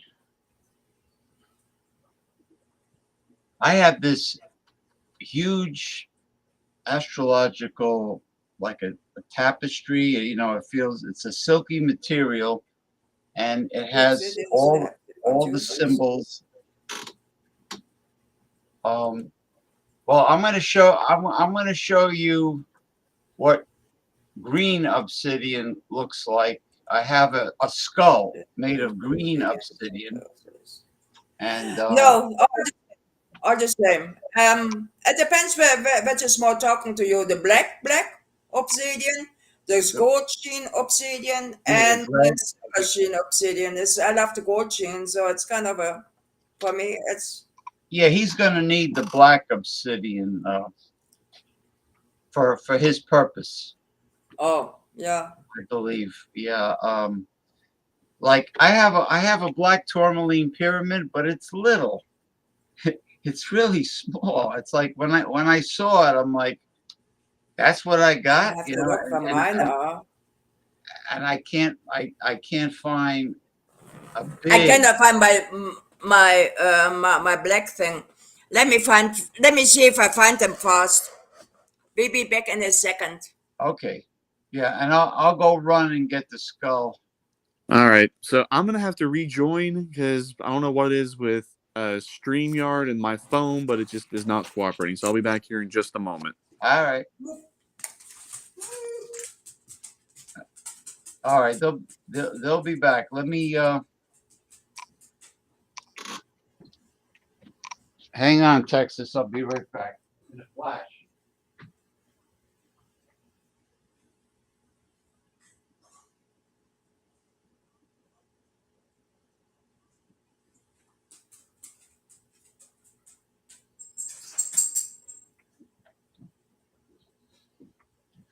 All right, I'm back. Okay, now this is green obsidian. Okay, skull carved into it. All right, it's pretty, huh? But you see the difference? I mean, the obsidians. Hold on. All right.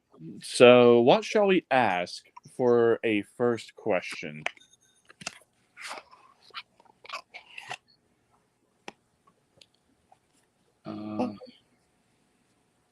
Okay. Yeah, black obsidian and a green obsidian, Jordy. They do look pretty cool. So I'm just thinking, what shall we ask as a first introductory question, and then do like maybe a rapid fire Q&A and see what we can discover. Will Joe Biden come back in the ratings? Oh, you're talking about a primary topic. Yeah, so I'm thinking, okay, I think we've covered a lot of things that have been on different people's minds, and we've been able to discover some different interesting things. So, yeah, we can definitely pull some cards on Joe Biden. So let's see here. I'm here. Yes, Texas. Obsidians are volcanic glass. They all are. So this is a selenite. That's a right one. Yeah, like the one I showed you that time. Yes, that is selenite. Yeah. That is a selenite. So This little tiny thing is the tourmaline. Oh, that's a pretty good size one. And that's with the selenite together. So I usually put stuff like this one together. That's good. They're like little wands. Can you see this one? They look so kind of different. That is gold chain obsidian. Oh. That's a gold chain. So that's what when I go to the crystal store, that's my husband. He knows exactly he spends money. All right, I think I just thought of a good question. So, since we definitely know that Joe Biden is not going to be the Democrat 2024 nominee, since we definitely know he's not going to be the nominee, but he says he's going to continue on as president, let's see if that really is true or not. If he's like steps down, resigns, something happens, and then we can expand from there.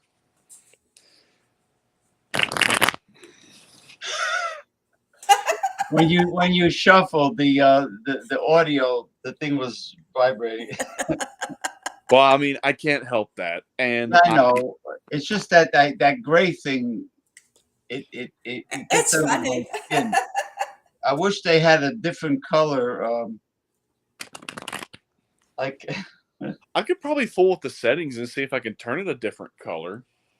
Yeah, I hope it turns different, because that gray is like boring. Well, sometimes life is boring. Sometimes life just is gray, and there's nothing you can do with it. Yeah, when certain things are boring and you can't really do anything with it, you just slap a nah on it and then just go on about your business. All right. Okay, now he'll put on the camera soon. Yeah, I just shuffled. I'm getting ready to lay out the cards.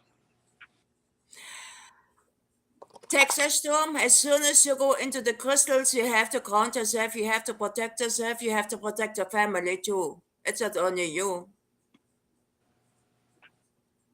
Yeah, everybody in the house, and I mean everybody who resides in that house. Okay. Yeah. And you lose a lot of money. Crystals can cut it. What is it when, like, Amy Allen would tell somebody to place certain stones in a circle around the house outside on the yard to create a barrier to prevent like shadow people from entering?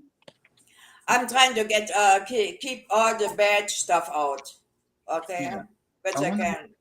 Oh, but here's the thing: yeah. if a higher demon or earth elemental bad one is coming through, they can go through. There's no barrier anymore. No stone barrier is going to stop that. Elementals, are they like the fairies? Oh, the fairies. Oh, the fairies are nice usually. I keep them in. It's like I should actually give them some water. I like the fairies. They're beautiful. They're not bad. They usually stay for themselves, or actually Julie can talk more about the fairies, because they believe more in the fairies than we do. See what I'm saying? They know more about Irish, them. the Celtics, Irish people, Celtic people. The thing is with the fairies is that they're like little children sometimes. You know what I'm saying? They're kind of Dennis the Menace. So they're not that bad. They're mischievous. Yeah, so they're kind of cheeky sometimes. You know, it's kind of like leprechauns. Right. All right. So I've got the cards laid out.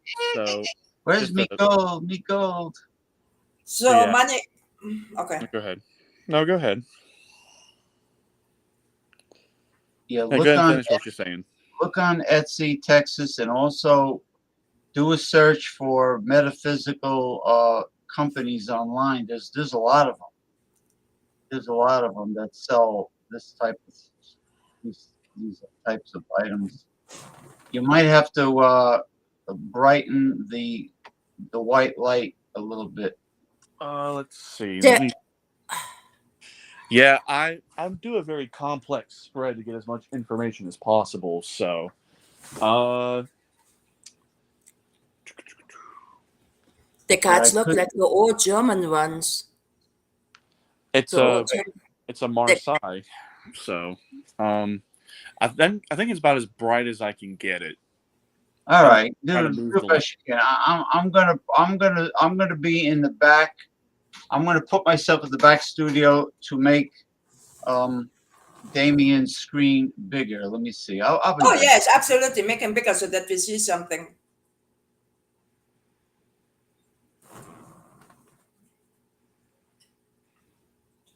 There you go. Now I see. All right. So let's take a look here. So the question was, since we know he's not going to be the 2024 nominee, is he still going to continue on as president as he says he's going to, or is he going to step down, resign? Is something going to happen between now and November? And based upon what I've got here with my layout and my spread, it's looking like not only is he going to be resigning, he's going to be removed. And we'll dive in as to why that is the case. So, the way that I do my spread is I do my typical past, present, future outcome, 3 connection cards, and then I do 5 influences, 2 clarifiers, 4 pillars to hold up the reading, and then what holds up the whole reading up here. So there's a lot to go over as to why that is now being shown in the cards. So the first card we have here is the Lover's card. So this is in the past. So where I have been doing other readings here recently in terms of where a lot of people are waking up and coming to a realization about a variety of different things, there is a sense of unity that is now starting to come forth, not just in America, but globally. And people are just ditching a lot of things that don't make sense or no longer serve them. So this is indicating that he's already out the door, whether he wants to be or not, that a lot of people just don't give him power and authority and just really don't care about him anymore. So that's in the past. Now here with the 3 of Swords, that's looking like probably here in the coming days, maybe 3 or so days, we could be getting some very interesting news that could be very heartbreaking for different people. Now, it's not going to be for everyone. It's going to be those that are still clinging on and still don't want to wake up and get with it. So, whatever it is that's going to be coming forward in the coming days, it's not going to set well with some people, but it most definitely is necessary. Now, here in the future, we have the 9 of Pentacles. So, yeah, material wealth, abundance, and prosperity is coming our way. This is definitely tied to the new financial system that will be coming forward here in the not so distant future. And I've gone into detail about what that new financial system is. If you need to have some refreshers, go back and watch some of the other videos I've done about it, and it'll start to make sense. So here in the outcome, we have the Magician. So anytime the Magician shows up in any capacity, it's all about stepping into your true potential. That it's all about understanding who you are as an infinite divine being, that limitations on power and limitations on what you are capable of really don't mean anything. So his removal and whatever it is that's going to be happening coming forward is definitely necessary and is part of our ascension to 5D. So very important, very crucial. Like, it's going to happen. There's really nothing that we can do to stop it. So let's take a look here at the connection card. So this is between the past and the present. We have the Ace of Swords. So anytime an ace happens, it's always about new beginnings. So there has been a lot of new actions that have been presented to us and have taken place.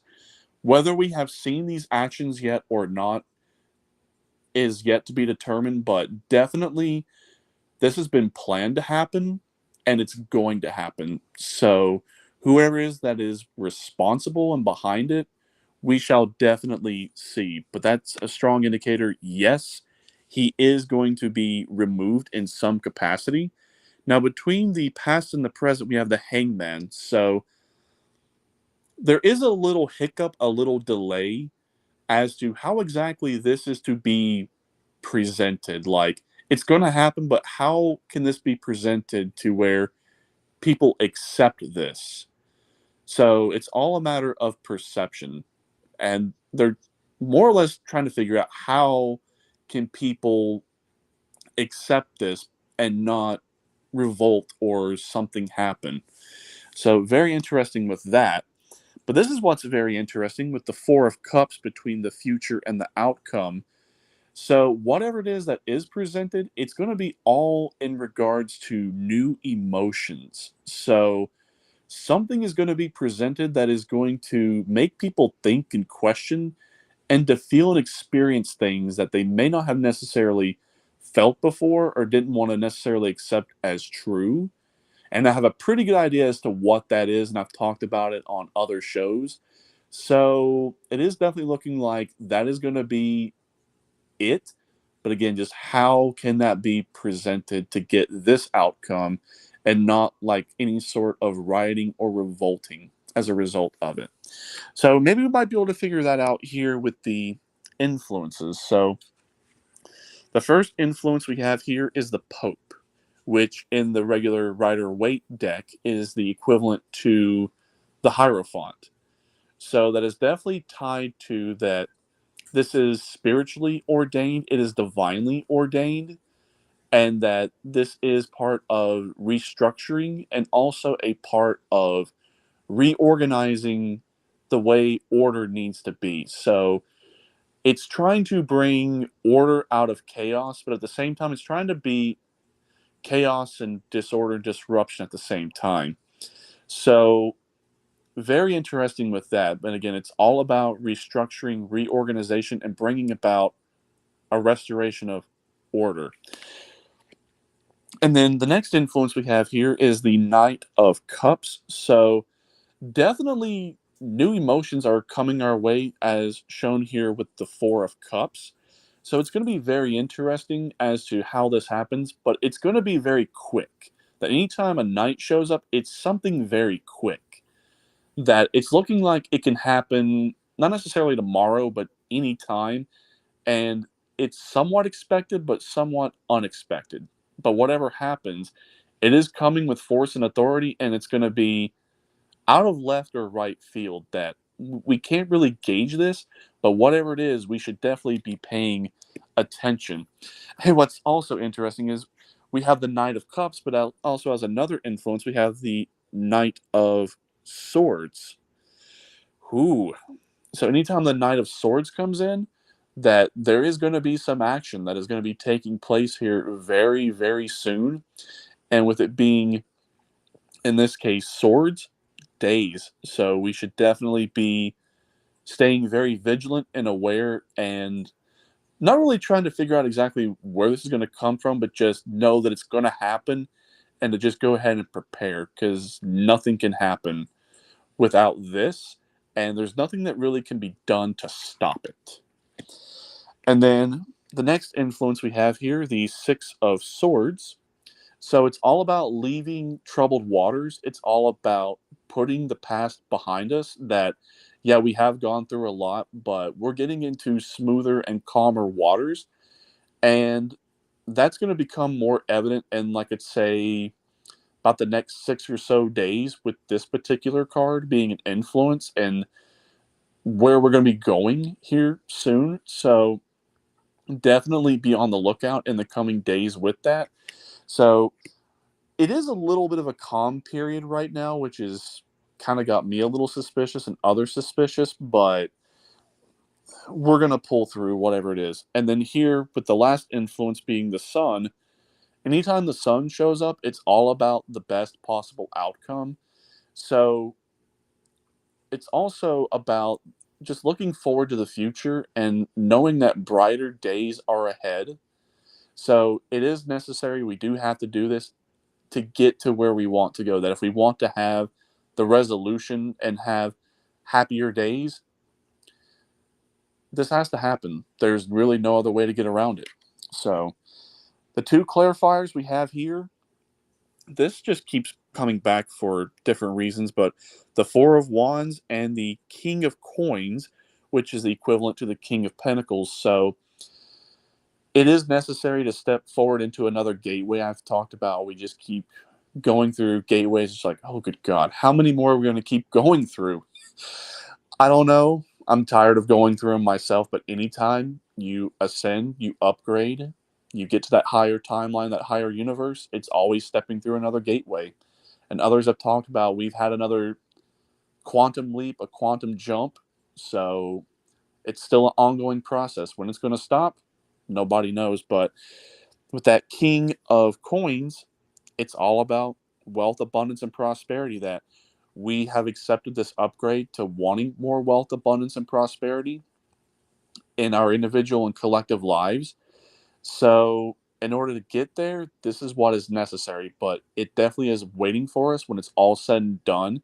But again, it's not going to be just the material wealths and possessions, that it's going to be other wealths, abundances, and prosperities in more ways than one. That, when people think of wealth, abundance, and prosperity, they think of only the physical.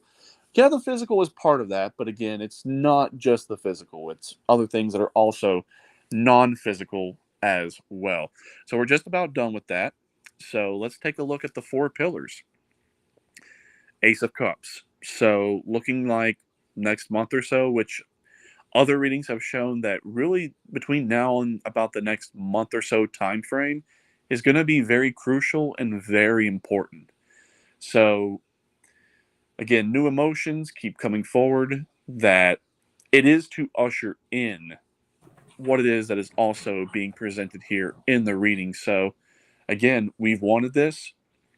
It's been a long time coming, and too much momentum and energy is behind this, that there's nothing that can be done to stop it at this point. So this is also very interesting with the next pillar, is the 8 of Swords. So we are in a bit of a stalemate, a bit of a standstill, but once this standstill is removed, then just go ahead and brace. That's all I can say, is brace, because with those knights and with the swords, a lot of action is going to be taking place. So with this, possibly 8 days, we could be seeing something, but it's also about not just stalemates and standstills. It's about binding things from moving forward, that whether it's for a good or a bad reason, it's been stopped. And it's a divine stopping. So like the one, the source, or other spiritual beings, yeah, they have put a stop on this for a very specific reason. And we will be seeing that particular reason moving forward here in the coming days. So the next to last pillar is the Ace of Wands. So not only new emotions, new actions, new desires. So very exciting times ahead. Closures, endings, which has been apparent with kings and tens and other readings, but with all these aces, we're just still in that rough limbo period that, yeah, we're not quite here, but we're not quite there. We're still in the ongoing process. We're still in that transitionary period. So it's looking like even potentially between now and about the next week or so, new desires are going to come forward. So there's a lot tied to this, and for good reason. Now, the next to last influence, we have the Page of Swords. So we're also going to be giving the necessary tools in order to make things happen, but the pathways to make that happen are also going to be presented. That pages and knights are all about pathways, and it's also about just getting everything ready. So the foundations are being set, the groundwork is being set. So that's why the calm period is happening, is there has to be a little bit of a timeout in order for things to progress, but progress they shall. And then what's holding up the whole reading is the Two of Pentacles. So a lot of juggling is going on right now. So whatever that juggling is, it's all about finances and also about how exactly this can be done. So a lot of balancing, a lot of groundwork, a lot of foundations are being set, but also at the same time, it's like we can't stay where we are, that we have to go ahead and get off this boat, get off this sinking ship, so to speak, and that now is that time. Now is the time to act. It's just a matter of more fine tuning, so to speak. So, with all that being said, yeah, he's not going to be the 2024 nominee. In fact, he's not going to make it to November. That there's going to be action to remove him, and it's going to be presented in a very specific way that, yeah, people might get upset, but once it happens and the evidence is presented as to why it happened, it'll all make sense and all come out in the wash. So, again, coming days and weeks, about the next month or so, just stay vigilant, stay aware, eyes peeled, ears open, head on a swivel, that nothing is as it seems, nothing makes sense, but it's for that specific purpose. So yeah, that's the main question. So let's see if we can find some follow-up questions to go along with this. So anyone got any ideas or suggestions? We are in a big trouble. No questions. Well, if no one has any ideas or suggestions, I could probably come up with just a couple to pull some quick 4-card spreads on. So let's see. There you go. What are you gonna pull a rabbit out of your hat? What did he say? No, we're gonna pull some more 4-card spreads on just some rapid fire Q&A. Gonna pull on your Pinkelwurst. So let me ask you now questions, okay? Okay. The thing is, because of the money, the currency, so we're going away from our dollar. Yes, exactly. The new financial system, Jasara. So we're going to be in the but this is coin, that is coins that. Now is Germany's euro, is the euro backed by gold right now? Germany uses euro, right? Germany uses euro, which we didn't want it. We didn't want it. The The Deutsche thing Mark, is, yeah. The we mark. never wanted a euro. We wanted our D-Mark, Deutsche Mark. But the thing is, first is they say the euro, we're making just a test. Just a test. The test, huh? So they made a test. Then they say, they printed, they had all printed out, everything printed out already, you know. People are not stupid. So, and the thing is, they say, oh, when the euro is coming, everything is a half a price cheaper. Everything is cheaper. Nothing was cheaper. Everything was double. Everything was doubled. So when you had to count it 1 to 2. So when the bread was 2 euros, it used to be 1 D-Mark. See what I'm saying? Deutschmark. It Everything doubled the was price. more. So we didn't want it. We were voting no for it, but did the politician do? Yay. We Right. need to get it. So there's just to give a little perspective about the new financial system. Like we already see it in the making right now when it comes to the BRICS nations, where they're going back to gold and silver and asset-backed currencies, and inadvertently it is forcing de-dollarization globally. That the petrodollar agreement that was signed with Saudi Arabia, that has since expired. So that put an end to trading oil in US dollars as having that monopoly. Japan recently just dumped a bunch of bonds and sureties onto the market. I think they dumped like $63 billion worth of treasuries and other securities onto the market. And a lot of people are not wanting to keep any sort of bonds or securities or any reserve dollars for the United States fiat currency. So inadvertently, we have no choice but to go ahead and ditch that. So while though the fiat dollar is out, a new currency is going to be coming in, and it's going to be backed by gold and silver and other assets. And it's not just going to be for the United States. All global currencies are going to be going to this. So that's So why. how do we pay? How? I mean, do they print again the dinar out, or I think the dinar was in gold? Oh, okay. So How all do of we our pay? How do we get the money? Actually, I mean, let's say you're getting $1,000. Okay, make it round number. So $1,000 would be then 1,000 what gold pieces? Okay, so it's going to be like a new United States note. So it's going to be all of our fiat dollars that we have, we can trade in on a 1-to-1 ratio. So we can take whatever fiat dollars we have, trade them in for these new United States notes that are backed by gold, silver, and assets.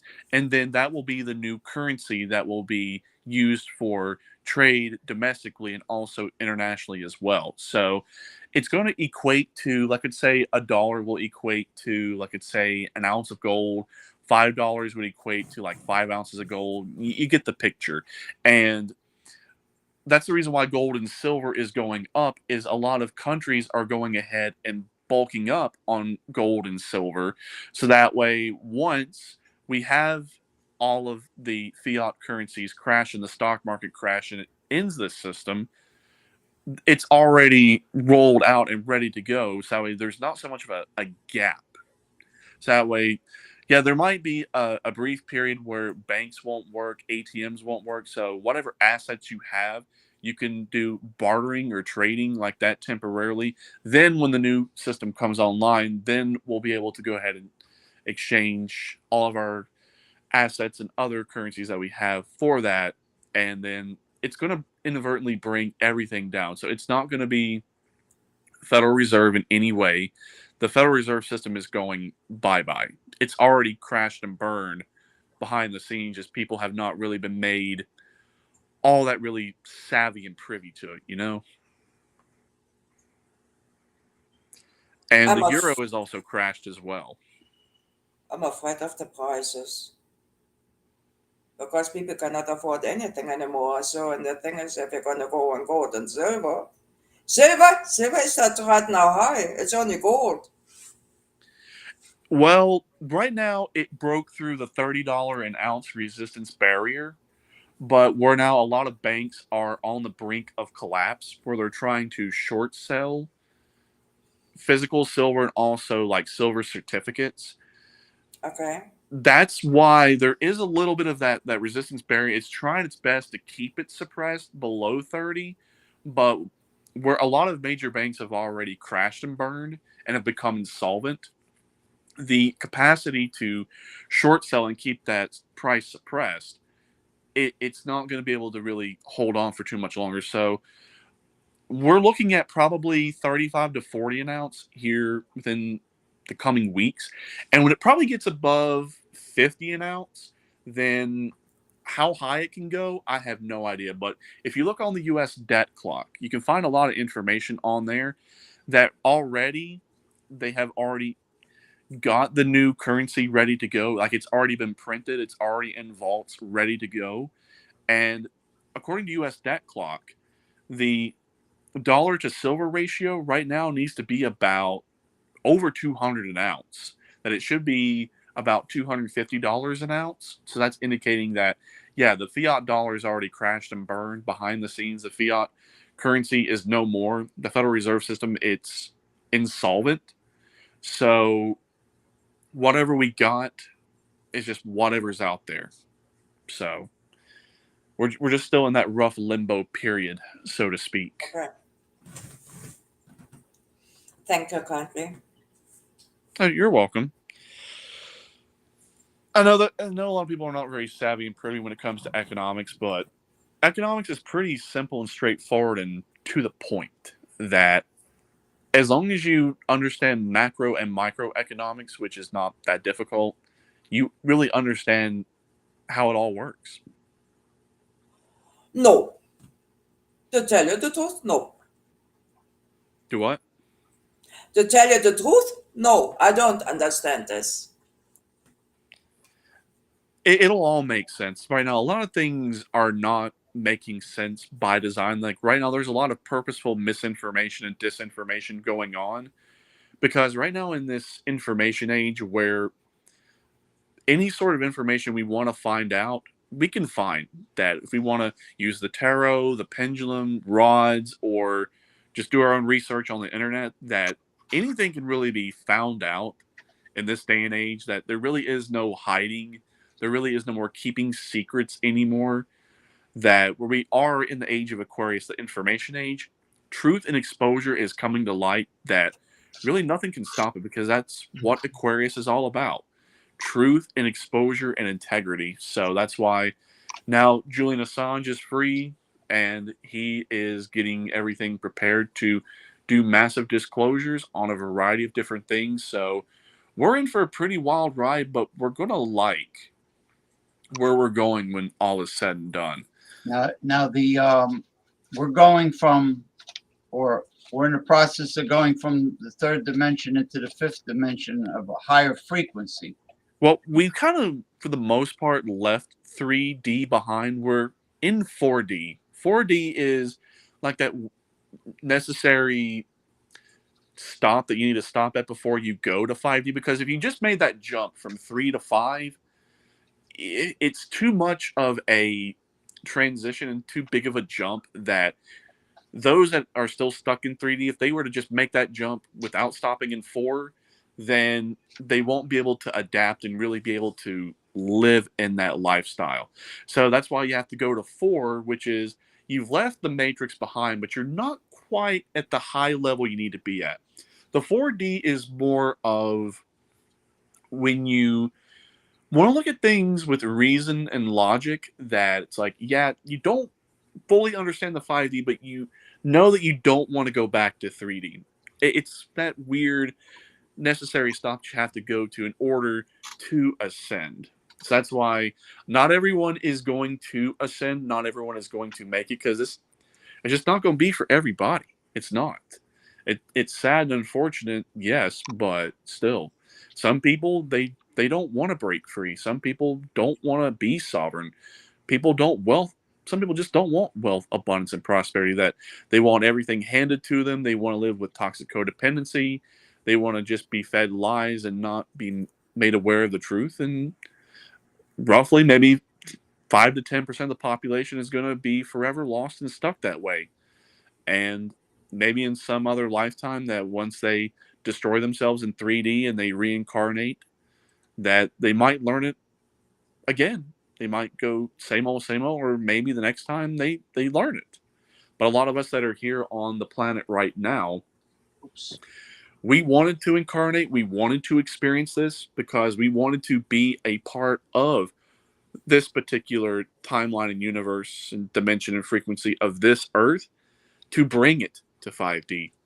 That we wanted to be a part of it. We knew what we were signing up for when we made the soul contract to be here. So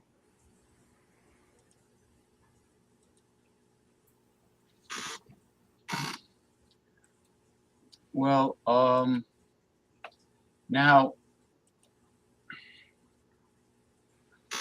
why don't, is it possible to pull some cards for Mikki in her present life in Nevada? yeah, like anything in particular that needs to be addressed? No, I'm free. Just okay, tell me, who am I? Oh, okay, so just like a general spread, just to see where things are at and where things are going? Yeah, so some of Okay. those, who am I? It's usually as I'm asking constantly myself, who am I? What am I? Who am I? So let's bring it on the table. Okay. So you Good, want to the know bad, and the ugly. So the good, the bad, the ugly. So you want to know more about are a yourself. Viking warrior, reincarnated. You came from Valhalla. yeah, I'm a Okay. wild card. All right, so you just want to know more about yourself, so to speak. Like you want to know more about maybe some aspects of yourself that you may or may not be made aware of. Exactly. I would like to know more. I would like to know, who am I? So don't talk back. don't get a heart attack. Yes, that will be probably me. So, yes, Okay. bring it on. All right. Well, since I'm shuffling the cards, I can go ahead and somewhat answer the question just to give you a baseline to have this reading based off of. So, all of us, we are infinite divine beings that we are one with Source or one with the One, what most people want to call God, which is really just all Yeah. that is and an infinite experience. So, all souls are the same age, that where we are eternal, we don't really have an age. We have always existed. So, what we're experiencing here in the lower realms, the 3D physical, we have ages because as spiritual beings, where we have experienced all that is an infinite number of times, we get bored. It's like, let's say you play the same video game over and over and over again. Like, for example, you've played Super Mario Brothers, the original Super Mario Brothers, Yeah. and you've played that game every which way possible. Like, you know, all the layouts of all the levels, you have gotten all the coins, all the experience, you know, all the glitches, all of the exploits in the game, and you get bored with it because it's like, well, what else can really be done? So you end up putting that game behind and you move on to something else, and then as time goes on, you go back and play it. So what spiritual beings do is, where we can do all sorts of things, since we are infinitely potential beings, that we can do addition, subtraction, division, multiplication, all sorts of equations and formulas, that we take a part of ourselves and forget that we're spiritual beings to experience it as if it was the very first time. So that's why when you are choosing to incarnate on this planet, you can have a human experience. You can have an experience as like, what's it like to be a cat or a dog, or I could say you in this life were someone who's French or German or Japanese or Chinese or Canadian, that you experience as if it was for the very first time. But all souls have experienced all that is an infinite number of times. So let's see what we can pull here on maybe this particular lifetime that you have decided to incarnate Oh, that yourself would on. be so awesome. All right, let's see. So what this will do is this will show a couple of your past lives and maybe some things that you have done in the past to see where things are going to go for you. So let's take a look here. So my first question I've got for you is, have you ever had any sort of past life reading before? Yeah, what? Have you had any like past life readings before, or has Yes. anyone really looked at your astrology chart to find out different things about you? Yes, many, I think many years ago, and some was, I think, a few months ago. But Okay. nobody can tell me actually who am I. There's this always it's going around the corner, kind of around the circles. Okay. Well, definitely either here in this life or in past lives, we have the Knight of Batons, so that would equate to the Knight of Wands. So either in this life or past lives, you have definitely been involved in terms of making things happen. So swords and wands are all about making things happen, whereas swords is more of the physical action, and with wands being more of the desire actions, like making people's wants, needs, or desires happen. So that's very interesting with the Knight of Batons or the Knight of Wands. So this is interesting here with the Page of Coins, which is the Page of Pentacles, that you have definitely decided to incarnate here to bring about wealth, abundance, and prosperity, but to also lay the groundwork as to how that is supposed to happen. Like, how can you experience wealth, abundance, and prosperity in your life, but in more ways than one? That's being very abundantly clear with the Page of Coins. This is interesting. So, the moon here in the future is, if there has been anything that has been kept really hidden or suppressed from you, that it's going to be presented, and it's going to be presented in a very interesting way. So anytime that the moon sheds its moonlight on any sort of fraud or deception or secrecy, it does it very bright. As Ronnie James Dio said in his song Heaven and Hell when he first joined Black Sabbath, that the moon is just the sun at night. It makes sense in that way, that the sun illuminates one way, the moon illuminates another way.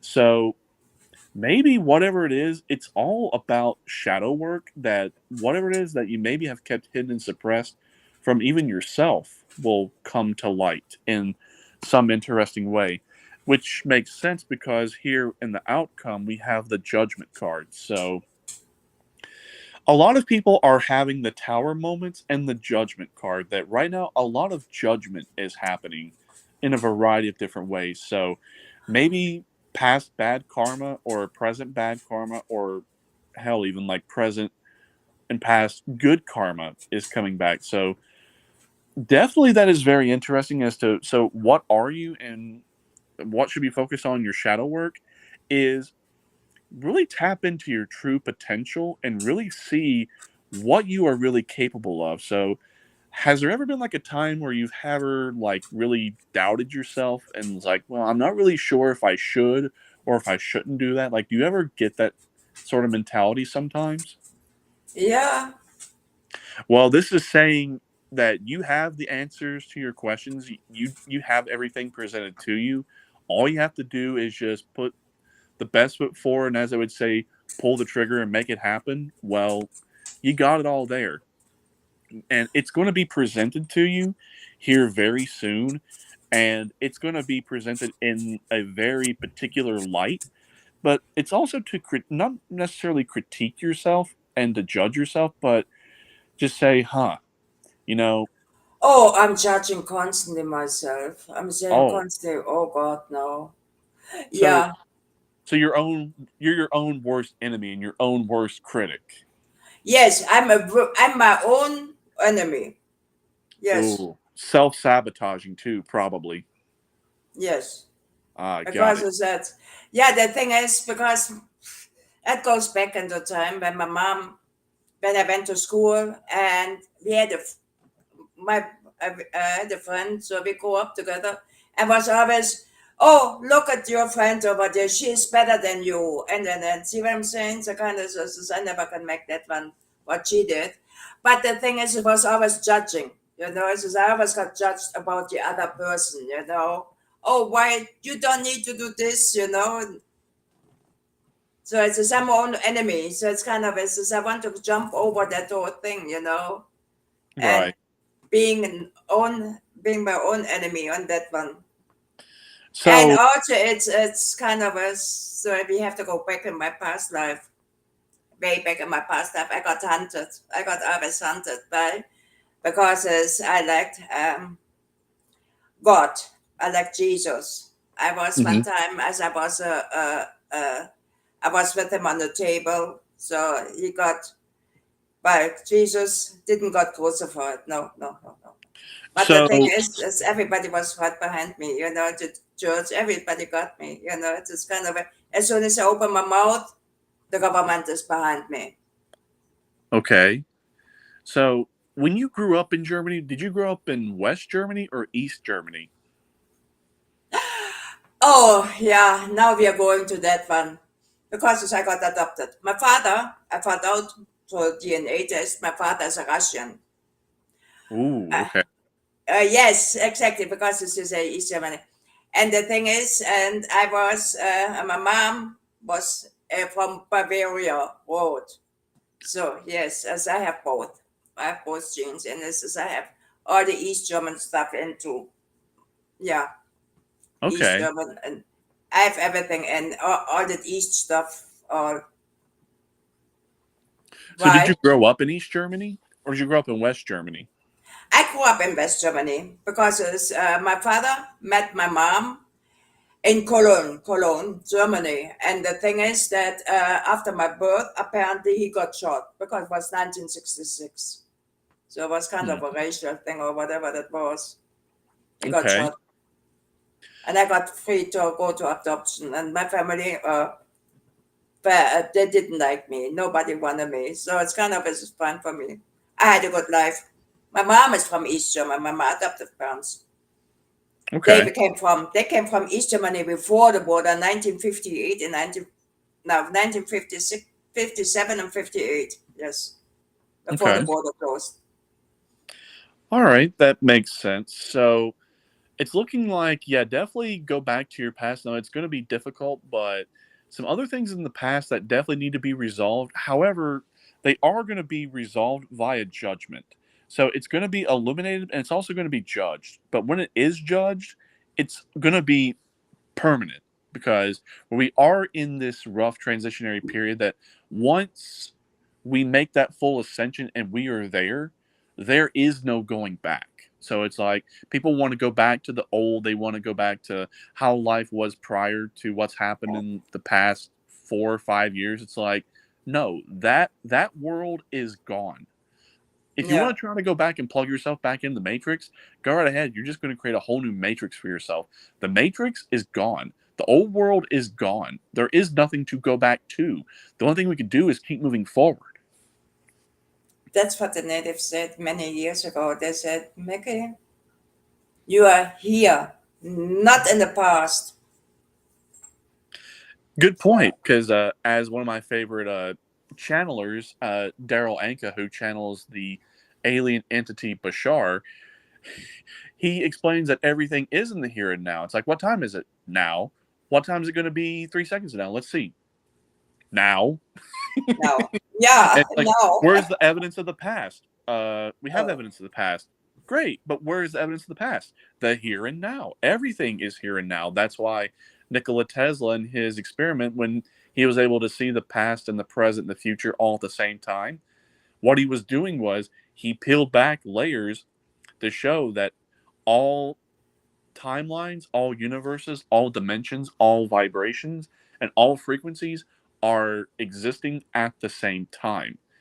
In order to experience all that is infinitely, that has to be the case. That's a question. What is holding me back? Besides me, my enemy. Who is this attachment? Oh, so I'm gonna go off the attachment. Okay, yeah, we can pull another 4-card spread on that. Let's see. I need that attachment gun because it's me right now and not the past. So, and I have something probably what stressed me in the past. Which is it? Who is it? Okay, so we could be looking at to see if it is something physical or if it's something mental, something spiritual, or maybe even something financial, or maybe some combination thereof. We could definitely find something. Find me something. There's something. I think that there's something in my previous life. That kind of makes sense because I was pulling some cards on my nephew, because my nephew, he's a very rambunctious and a very rebellious child, like unnecessarily spiteful and rebellious, that he always keeps everything at 1,000. Like, he has no chill. He's very blunt, and to a great extent he's very disrespectful. And when I pulled a past life reading on him, it's because his past life, he's here to undo all of his past lives, that in this lifetime he's been chosen to unlearn everything that he has had to endure in his past lives. So yeah, we could definitely see if it definitely is something physical, mental, spiritual, economical in regards to either this life or past lives. That could definitely be something that we can take a look at. So got the cards shuffled, so let's pull them. Let's see what we got. Okay, it's interesting. Oh Lord, interesting. The church. Maybe I talk about the gay church. Okay.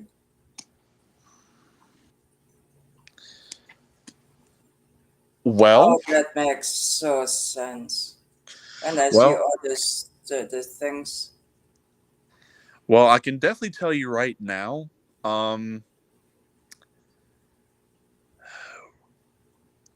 you have stepped through a lot of different gateways. So I'm getting that it's not anything specific. It's Bring it on. The good, the bad, the ugly.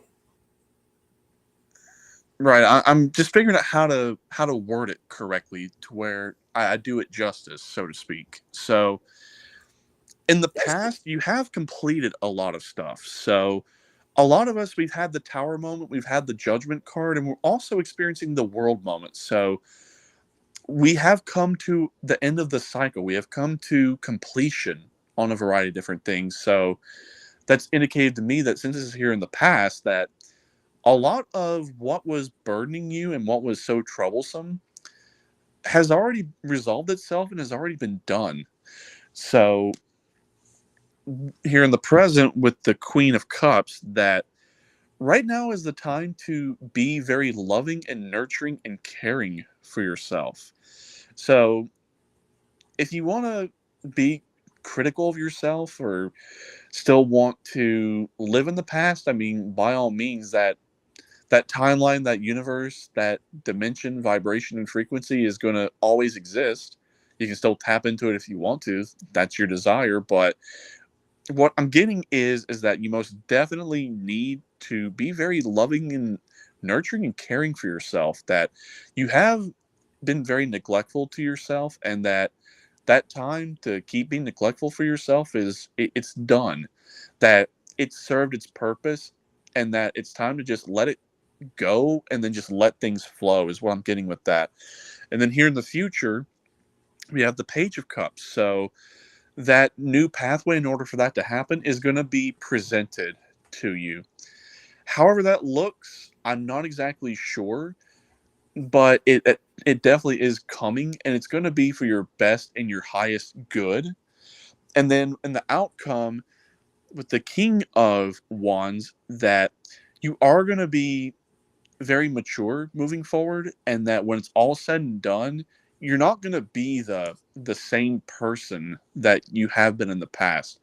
And that's very true for a lot of people, that if they were to take a look back at themselves and even look back, we could say a year ago, 2 years ago, or hell, even like 5 years ago, you'll see that a lot of people just are not the same people that they once were, that they have shed old ideas, they have shed old beliefs, they have shed a lot of things that didn't serve them, and that even though, yeah, it was rough to do so, but they're going to feel a lot better for it, and that their desires and their actions are going to show for it. So it's really what I'm getting here is a lot of things have already resolved themselves in the ways they needed to resolve themselves.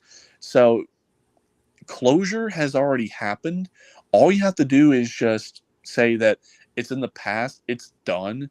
Like that old me, that old life it's gone, it's done, it's not coming back. That it had a purpose to serve, and that purpose has been served. But now the only thing you have to look forward to is the future. Again, you can try to tap back in, you can try to live in the past from a vibration and a frequency standpoint, but it's just like, why would you want to keep doing that to yourself? So that's what I'm getting is you just need to let go. Easier said than done, I know, but that's what it's saying is just let go. There you go. Let go. Just Thank move you on, so let go. much. That makes sense. Thank you, thank you, thank Oh, you. you're very welcome.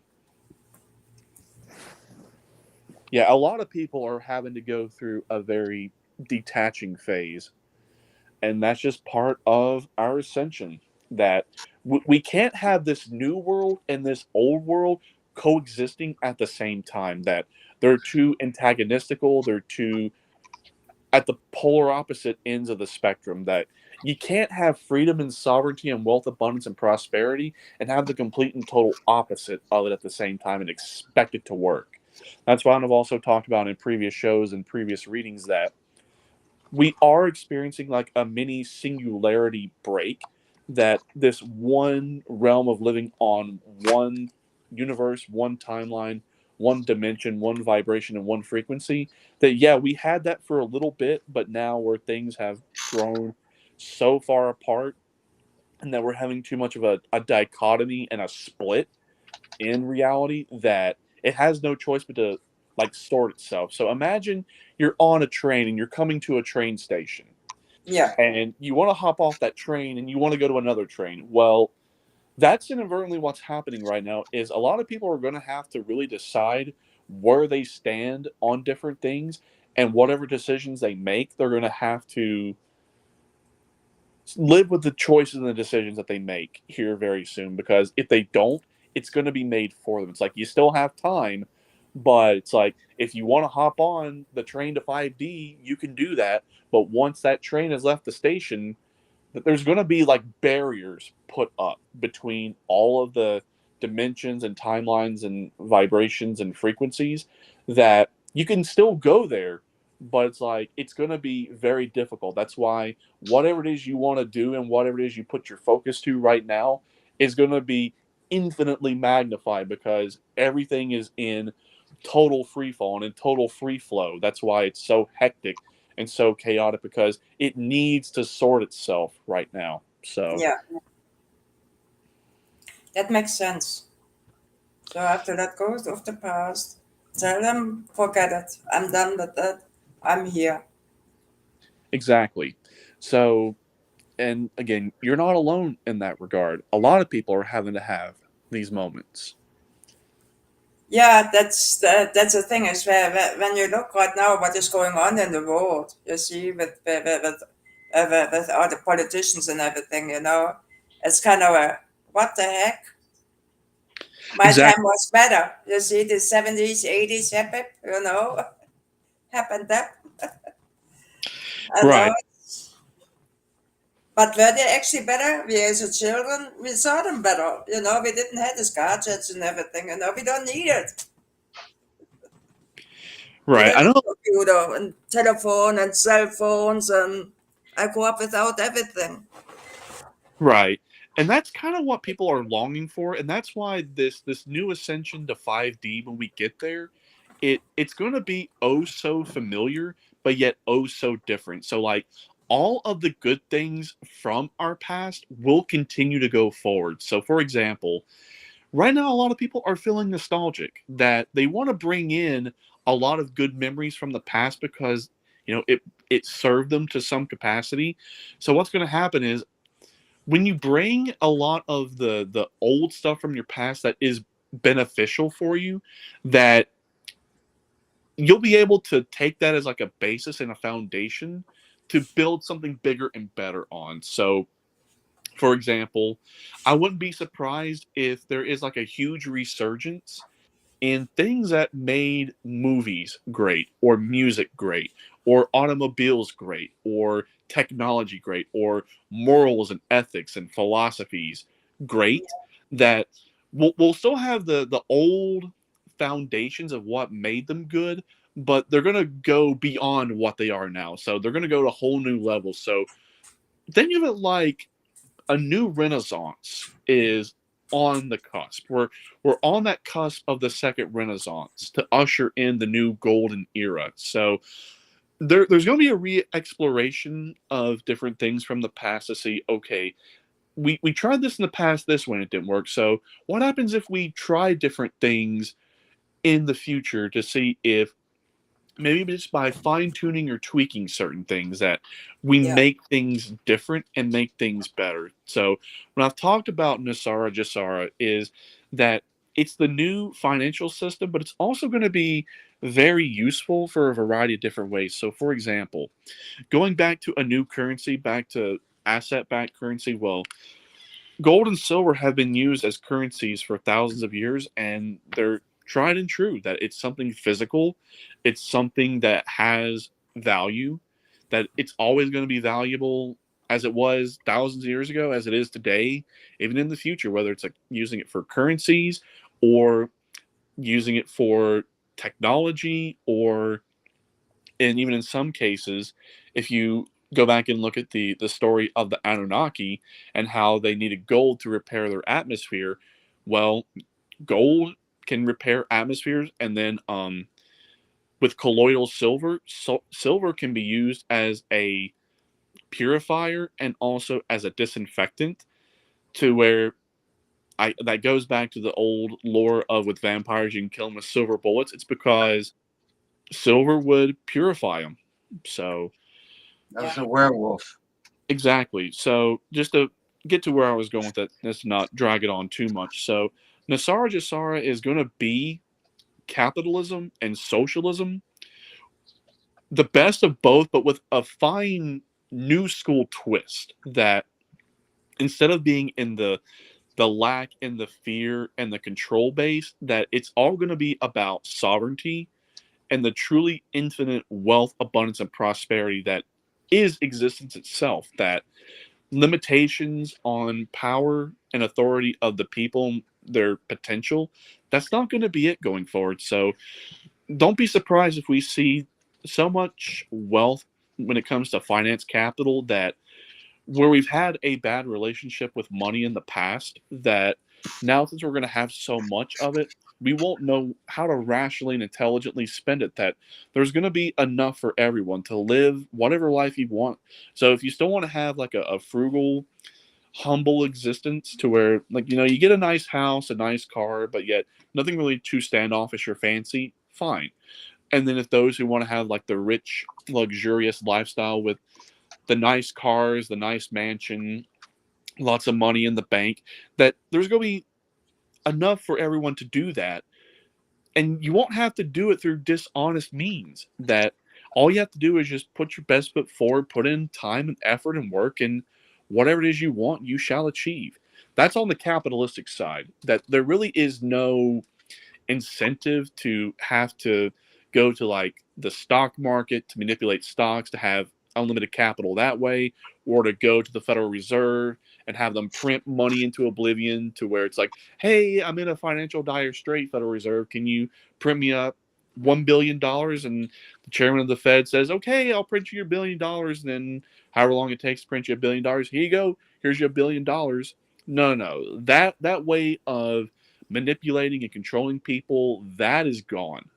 That the capital that is made is fair, free, honest, and integral. Now, how about the socialistic side? That it's not going to be based upon fear and control like capitalism has been, that it's going to be doing it in a very loving and caring and compassionate way. So, for example, since there's going to be so much capital that there's going to be an overabundance of it, that whatever it is people want to have with money, they can do that. When it comes to having education for everyone, healthcare for everyone, infrastructure for all, that it's going to be able to be done, but it's going to be done in a cost-effective manner to where, like, say, if you do have to go to the doctor because you're sick, there's going to be new technologies and new medications that have been kept hidden and suppressed for many, many, many years. That will be made public. So like med beds, free energy devices, other different modes of energy to make us energy independent, new modes of transportation, things like that. We most definitely will be able to have a truly good life. So again, it's going to be for whatever it is that you want for your life and how you want to be as an individual, free and sovereign, you can do, but also for being very loving, caring, and compassionate. That's how Nasara Jasara is going to be. The best of both put into one system that is truly infinite with wealth, abundance, and prosperity. The complete opposite of how capitalism and socialism has been done in the past and still somewhat tries to perpetuate itself, if that makes any sense. Well, this was a great show. Want to wrap it up. That's okay. I don't mind. I'm getting hungry. I want to wrap it up. I'm a little hungry myself. Food. I started cooking. Anyway, the good, the bad, and the ugly. But yeah, I'll bring something interesting to the table. Like, what's this entertainment going to bring to the table next? You kind of know that whatever it is I'm going to bring, it's going to be thought-provoking, it's going to be deep, and it's going to be interesting. That now those of us in the alternative media since people are leaving the mainstream media and are now turning to us, that in a lot of ways we do have a duty and an obligation to tell people the truth. If it steps on people's toes or if it offends and triggers them, so what? So what? The truth is going to be the truth, and lies are going to be lies, whether you want to accept it or not. That doesn't really matter. So you guys will probably run into each other on the pages and on Facebook. You'll see Damien and Mickey, with the both of you, make your appearances every occasionally on the page. And I remember when I first started it, it was nothing. There was nothing there. It's amazing how things take off. And I don't even care, about the well, I do care about the other page, but you know what? The constant stress of having social media upper management always threatening you and and trying to frame you like a post that I never made, or my administrator never made it. It's they just their version of the truth is whatever they want it to be, not that it really is the truth. exactly, and that is part of 5D Ascension. Is we're going to know the truth. That's all about 5D is knowledge and gnosis. Knowledge and gnosis. The state of knowing, not a state of I think or I believe I know. Yeah, I mean, right now, your Zuckerbergs and all the rest of social media, like you'll say, this is a red bell. And they'll say, no, it's not a red bell. It's an ashtray. Because we say it's an ashtray. That's how they are. Yeah, the thought police and INSOC. Whatever it is the party says is what the party says it is. Yeah. And fact checking is total horseshit. We all know it. Fact checked. Oh, fact check says your post is not true. We must take it down. Well, yeah, if it is true, they take you out. They did that one with on TikTok. There was a guy who said, "Oh, do you know that is a tree, a real tree, the large ones and everything?" He's out. They took him out. Some people say he's dead. A tree can be a historic monument, a historic landmark, hundreds of years, even thousands of years old. Yeah. You want the truth out. Don't bring the truth out. Lie. Yeah, it's it's their propaganda is not what is. It's what they want it to be. And people say, well, Facebook is a private company. The First Amendment doesn't apply to private companies. I says, yeah, but the main office of the company is in the United States. The people who run it are Americans. Well, are they above the law? Are they above the Constitution because it's a private company? Right. I think we address that, and part of Nasara is making the internet a public utility, so that way anything that is put on the internet is not subject to any sort of private property rights in any capacity. That the internet is to be like the new public square, to where if you go on the internet, it's just like if you were to go out in public. To a library, let's say. Yeah, like the library. It's like you go to the library, a physical place, or you go on the internet, which is like a digital library, that with it being public property, public utility, it is subject to the authority and the jurisdiction of not just the federal constitution, but also to the 50 respective state constitutions as well. So it is placed back under the authority and control of the people. It used to be free and in public when they first invented the internet. I mean, it was like when cable TV came out, HBO was free. It was part of the basic package. Well, the internet was not like it is now, where you get bombarded with spam and constant commercials that you can't get rid of. You're trying to look for the X, and there's no X, and there's the clickbaiting, and it's exhausting trying to get through all the garbage. Anyway. Oh, I see a kitty cat. I see a tomcat. Yeah, this is the kitten. This is Mr. Thunder. I can't He's see. a tuxedo. He is a Russian blue and white cat mix. Yeah, it's dark. I can't see anything. But He's roaming the bed. I'm trying to get him over here. yeah, he's got about half a dozen cats or so. Four. I've got 4 cats. I've got a male tabby named Gigabyte. I've got a female tortie named Pixel. I've got a long hair calico Maine Coon ? Named Ocean, and then this Russian blue white tuxedo mix named Thunder. So 2 males, 2 females.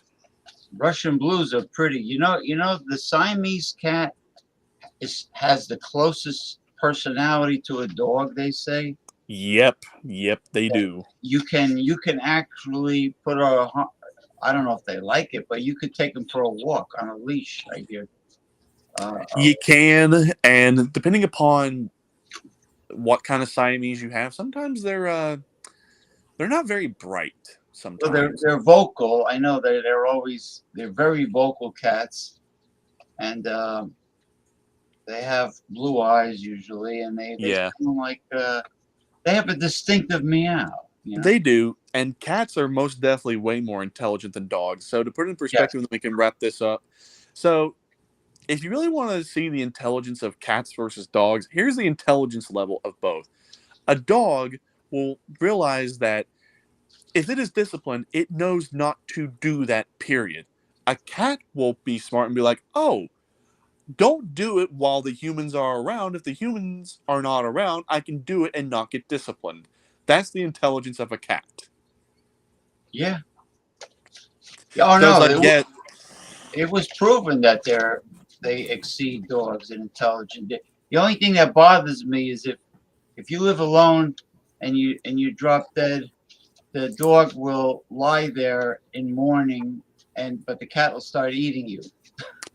Yeah, so it's just like that just goes to show you cats are way smarter. Dogs, I shouldn't do this, period. Cats, I shouldn't just do this when humans are around. When humans are around, I can do it and not get disciplined. Big difference.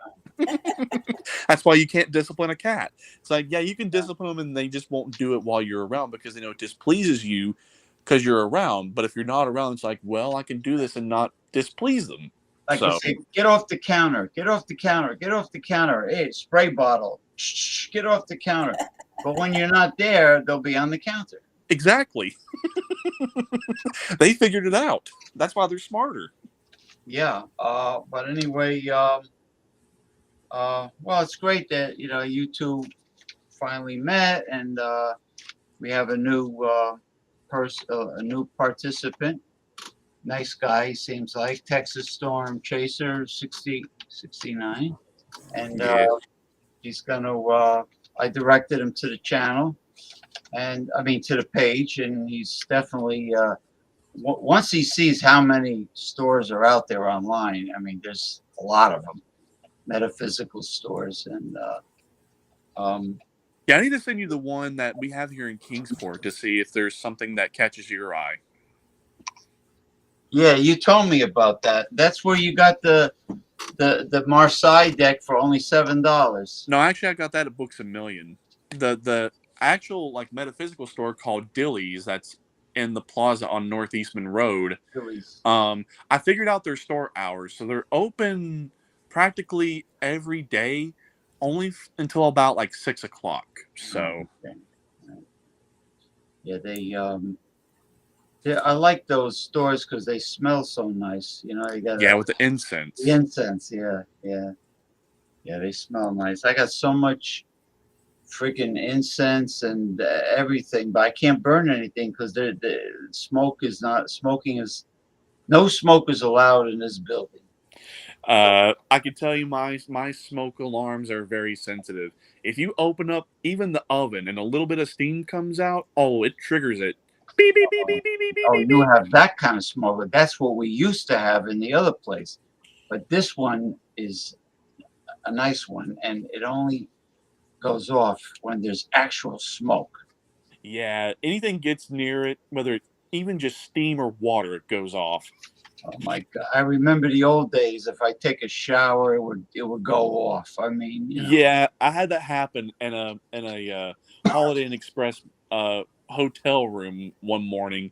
I got up real early, took a hot steamy shower, and I left the door just a little too cracked, and then the wife and kid were still asleep, and I was taking a shower, and then it went off. It scared the shit out of me and scared my wife and kid awake.